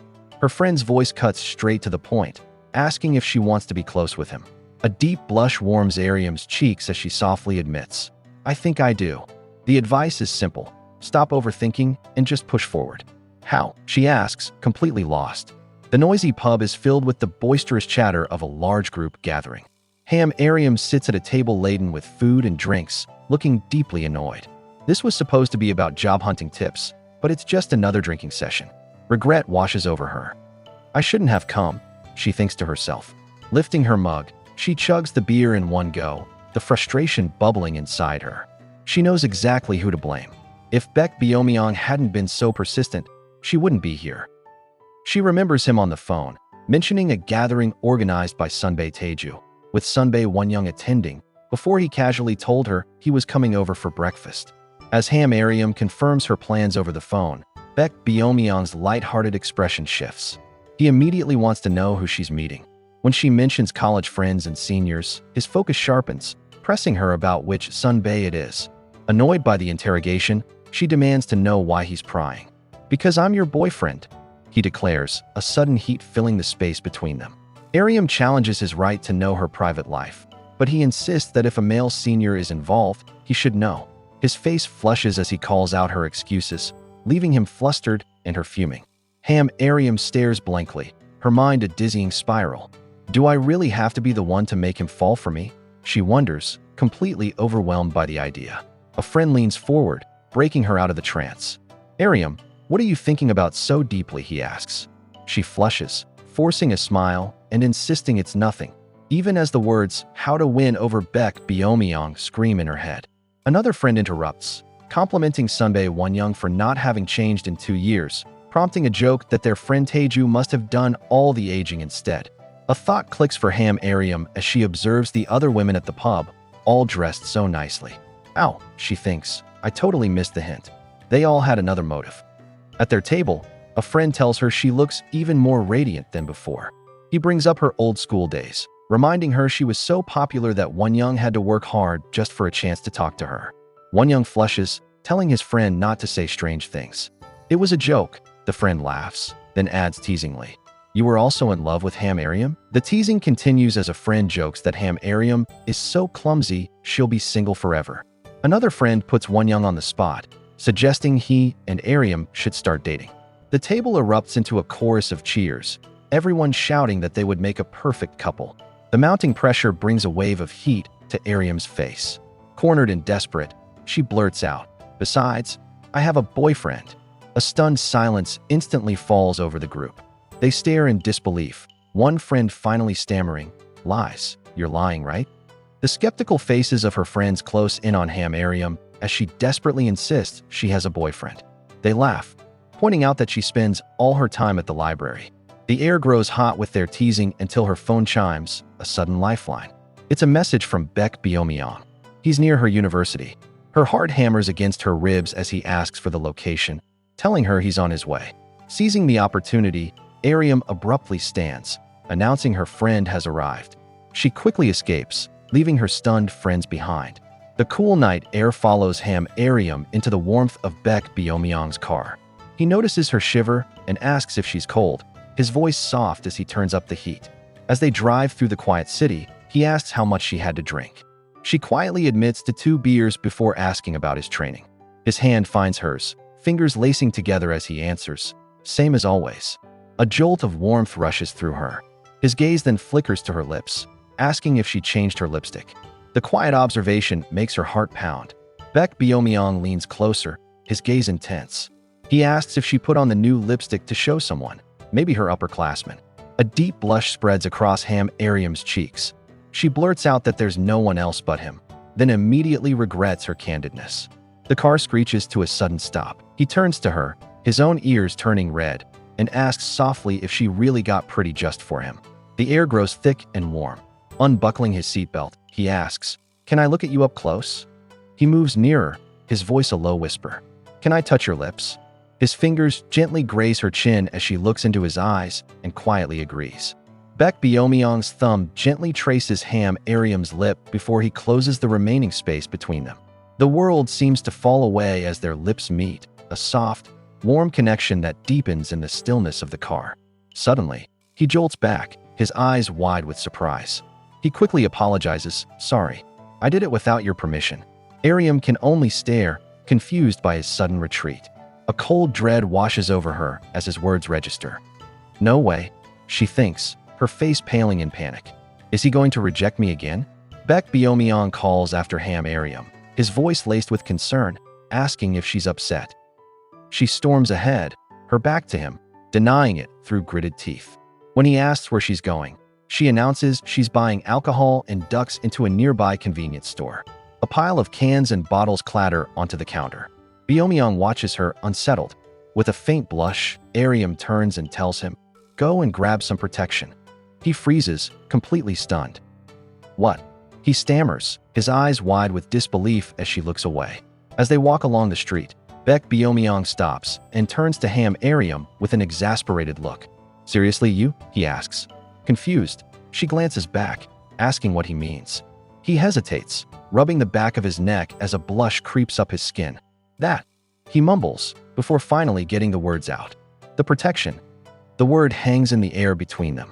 Ariam's face immediately flushes a deep crimson.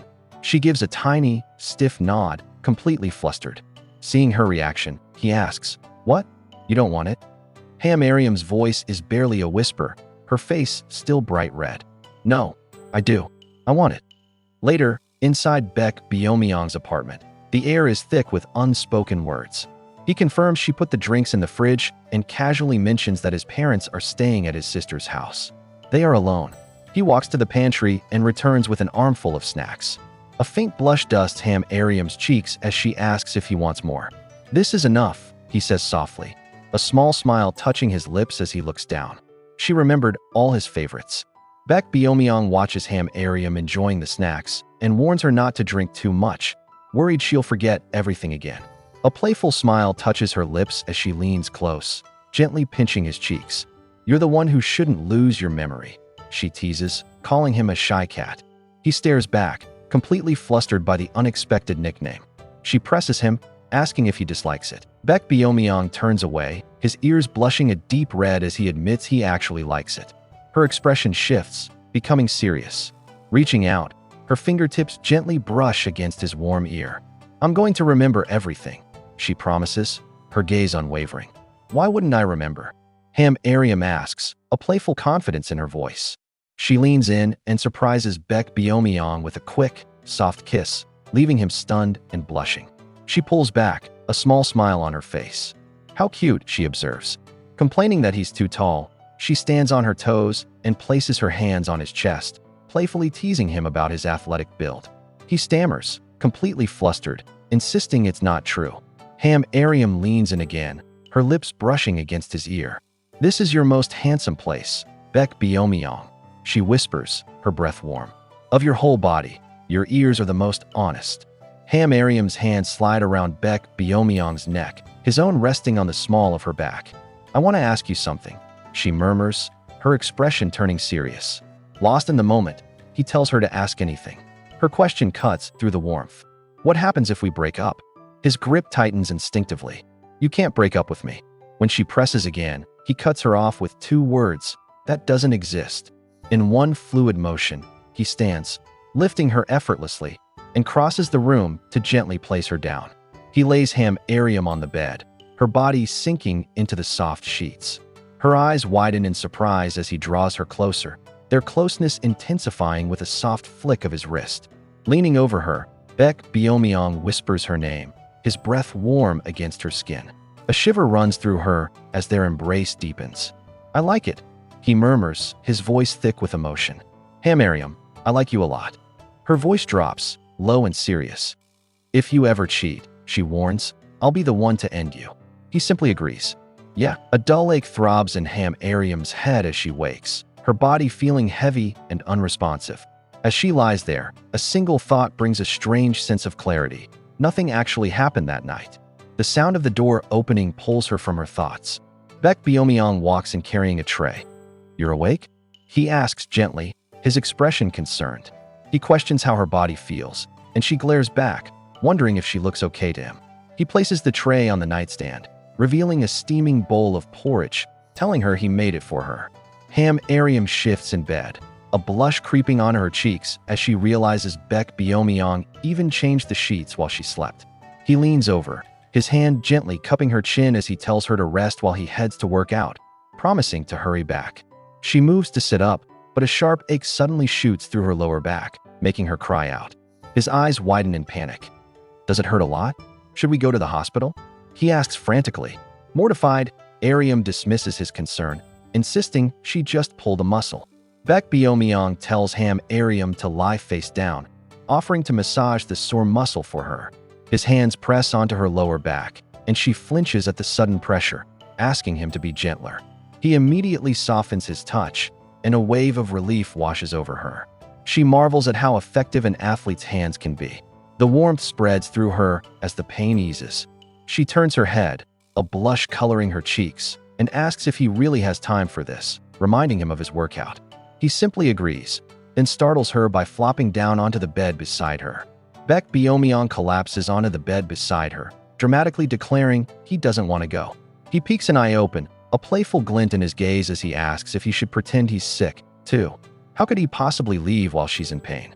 A blush warms Ariam's face. She gently presses a hand to his shoulder, reminding him of his training camp, but he just captures her hand, lacing his fingers through hers. The air grows thick and warm. He leans closer, his voice a whisper as he asks, "Can I kiss you?" Breathless, she simply nods. The world narrows to a single point as Baek Beom-yeong closes the distance, his lips gently meeting hers. Ariam's eyes drift shut, her body relaxing into the embrace. He pulls back just enough to whisper, "I like you." A breathless, "Yeah," is all she can manage. He says her full name then, his voice earnest. "Ariam, I really like you." Later, on the soccer field, the memory clearly lingers. Baek Beom-yeong stands frozen, a goofy, lovesick grin on his face as his teammates shout in confusion. His coach yells from the sidelines, "Baek Beom-yeong, get your head in the game." Still floating from their moment together, Baek Beom-yeong stands dazed on the field, a lovesick grin plastered on his face as his teammates run past. An angry senior gets right in his face, demanding he snap out of it. Beom-yeong bows apologetically, then suddenly pulls the startled senior into a tight hug, gushing about how handsome he looks. His teammates stare in utter disbelief, wondering if he's lost his mind. Fueled by this giddy energy, Baek Beom-yeong unleashes a powerful kick, sending the ball rocketing with such force that it rips right through the net. His teammates stare, dumbfounded, as the ball rips through the net. One calls him a monster, another thinks he's completely lost his mind. Later, Baek Beom-yeong pulls into a garage, a giddy blush on his cheeks as he speaks on the phone. He confirms his training camp has been moved. "Looks like we can spend the whole weekend together," he says, humming to himself. The words hang in the air as the scene cuts to Ariam. She arches back with a cry, her face flushed and her body straining, caught in a moment of overwhelming surprise. A vivid, overwhelming memory races through Baek Beom-yeong's mind. He sees Ariam, her voice echoing a plea for him to be gentle. Back in his car, a deep blush spreads across his face as he struggles to calm down, admitting he's been lost in thought all day. He slaps his cheeks, trying to regain composure. Suddenly, his dashboard lights up, a call from his agent, Jang Young-sik. Beom-yeong answers sharply. His agent immediately accuses him of booking another terrible schedule, but Beom-yeong cuts him off with a simple, firm no, leaving the other man stunned. Baek Beom-yeong's voice is sharp as he cuts off his agent on the phone. He refuses an interview about a transfer, declaring firmly that he isn't going to England and that the subject is closed. As his agent's protests fade, Beom-yeong's mind drifts. He remembers being overseas, scrolling through social media, only to see a picture of Ariam smiling happily next to her college senior. A jolt of possessiveness runs through him. He couldn't lose his place by her side. England can wait. With renewed conviction, he thinks, the spot next to Ariam is mine. Baek Beom-yeong walks quietly into the apartment, his eyes landing on Ariam sleeping on the couch. A profound sense of belonging settles over him as he watches her. He leans down, gently pulling her into a warm embrace. She stirs, blinking awake in his arms. "When did you get here?" she asks, her voice thick with sleep. "Wasn't training tough?" A blush warms his cheeks as he quietly tells her no, keeping his real thoughts a secret. Ariam snuggles closer, murmuring that she's hungry. He holds her tight, promising to cook for her. Baek Beom-yeong pulls Ariam tight against him on the sofa, his gaze unwavering. "I told you I'm hungry," he says, his voice low as he warns her not to ignore him. He leans in closer, leaving no room for escape. "Then give me a kiss." A blush spreads across Ariam's face as she closes her eyes and obliges. Their lips meet in a soft touch. "They are happy now?" she asks, pulling back slightly. But instead of stopping, he surges forward, peppering her face with more affection. Surprised, Ariam bursts into bright, unrestrained laughter. The lighthearted moment shifts. Ariam looks up at him and explains that she made dinner, worried it's gone cold since he was so late. Baek Beom-yeong's playful expression vanishes, replaced by wide-eyed shock. A deep blush spreads across his cheeks and neck. Overwhelmed by her simple gesture of care, his grip tightens. He pulls her flush against him, burying his hot face in the crook of her neck. His heart thunders in his chest as he chides himself for his earlier intentions, completely disarmed by her unexpected thoughtfulness. The air grows thick with heat. Baek Beom-yeong's grip tightens, his warm face remaining buried in the crook of Ariam's neck. A deep blush spreads across his skin as his hands slide beneath the fabric of her shirt, resting on her waist.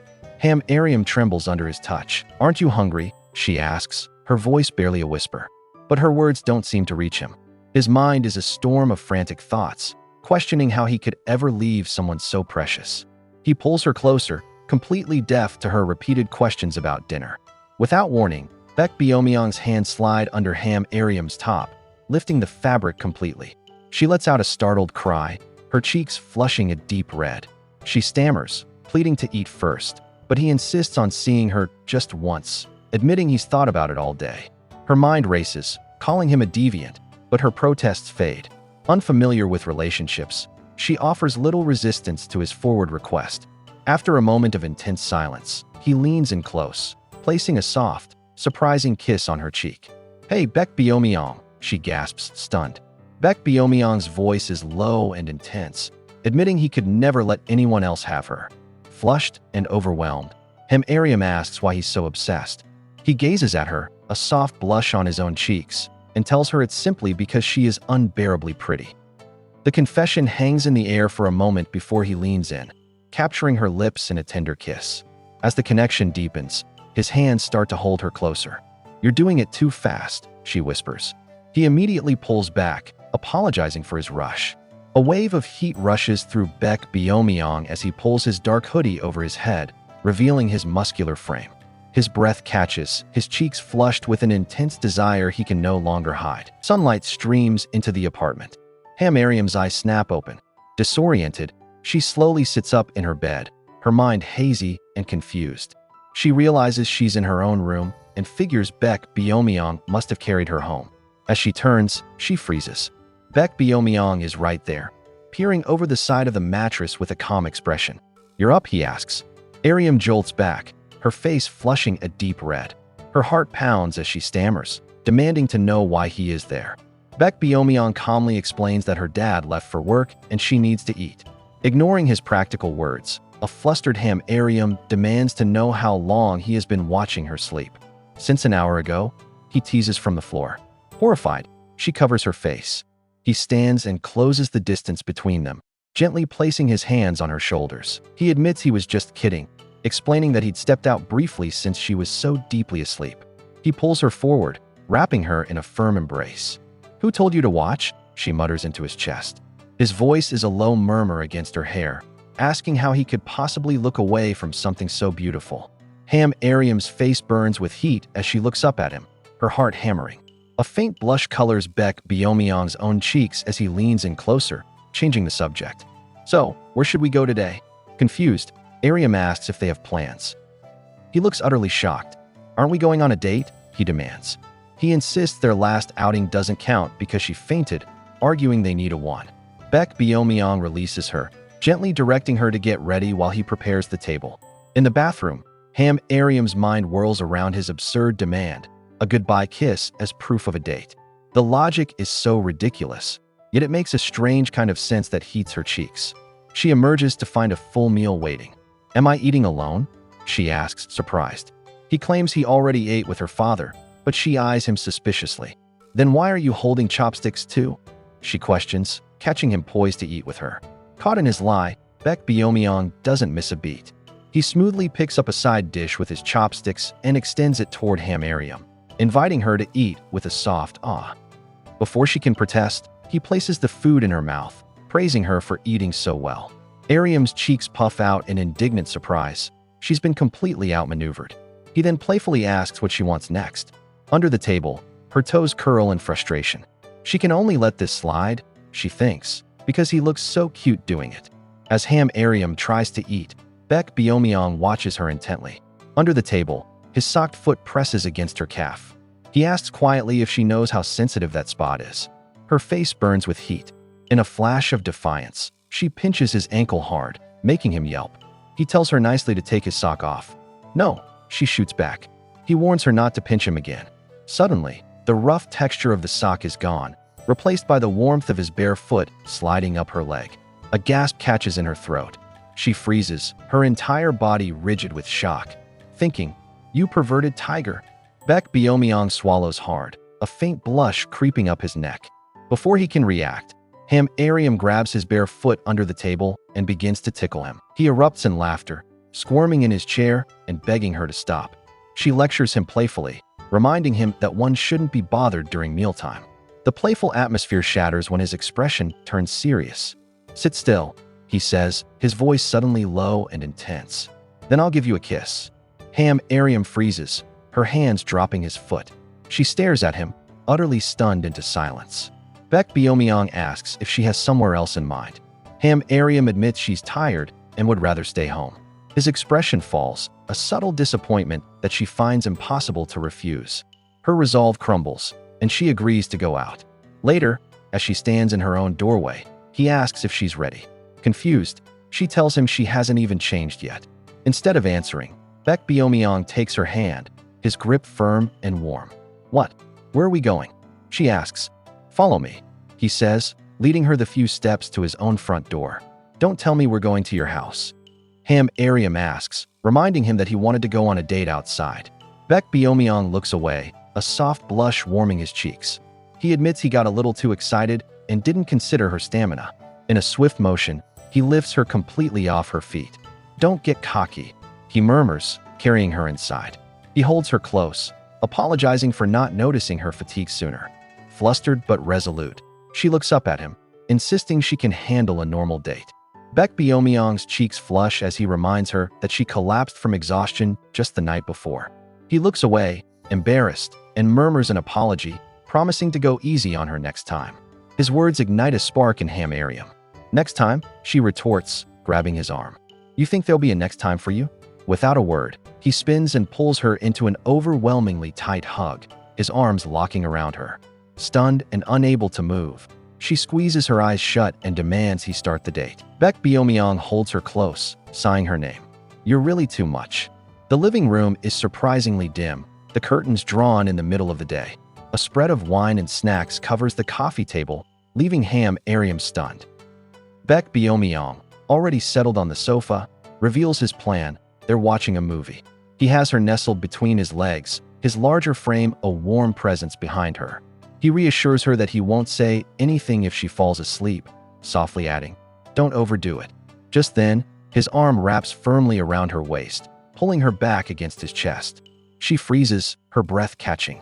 A deep blush spreads across Ariam's cheeks, her heart thumping against her ribs. Baek Beom-yeong's breath is warm against her neck as he murmurs, asking why everything she does is so cute. She realizes it's becoming nearly impossible to refuse his requests. As the movie plays, she gets caught up in a scene and bursts into laughter, teasingly calling him sneaky. But soon, a poignant moment on screen makes her expression change. Her laughter catches in her throat, and tears well in her eyes. Beom-yeong turns, his gaze soft with concern, and asks why she cries every time this scene comes on. Ariam explains that the movie makes her sad because everyone on screen looks so happy, and the father's love for his son is so heartfelt. As the credits roll, the mood in the dark room shifts. She turns to Baek Beom-yeong, her voice soft, asking if he could travel back in time, where he would go. His answer is immediate and unexpected. "When I was in first grade." The somber tone in his voice catches her off guard. He deflects when she asks why. Sensing a hidden sadness, Ariam leans closer, asking if there's something he wants to undo. A faint blush dusts Baek Beom-yeong's cheeks as he quietly answers, "No." Before Ariam can react, he pulls her onto his lap. Startled, she looks at him as he leans close, whispering that he just wants to see the small, cute version of her from their childhood. Her face flushes a deep red. "Pervert," she mutters. He closes the space between them, his touch sending a jolt through her as his hand slowly moves up her side. "Wait," she stammers, pushing against him. "Not today. I really can't." He pauses, his breath warm as he promises, "I won't." The heat between them is interrupted by the persistent buzz of a phone. Ariam, flushed and breathless in Baek Beom-yeong's arms, points out the sound. "You're not going to answer it?" she asks, her voice barely a whisper. "I'm ignoring it," he murmurs, his gaze unwavering as he leans in again.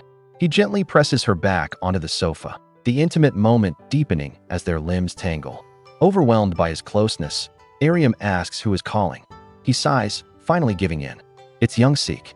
Her eyes widen in surprise. "The agent manager?" With her cheeks still warm from their closeness, Ariam asks why he's avoiding the call, insisting it might be urgent. Baek Beom-yeong reluctantly grabs the phone, sighing in frustration before answering. A panicked voice erupts from the speaker, pleading for help.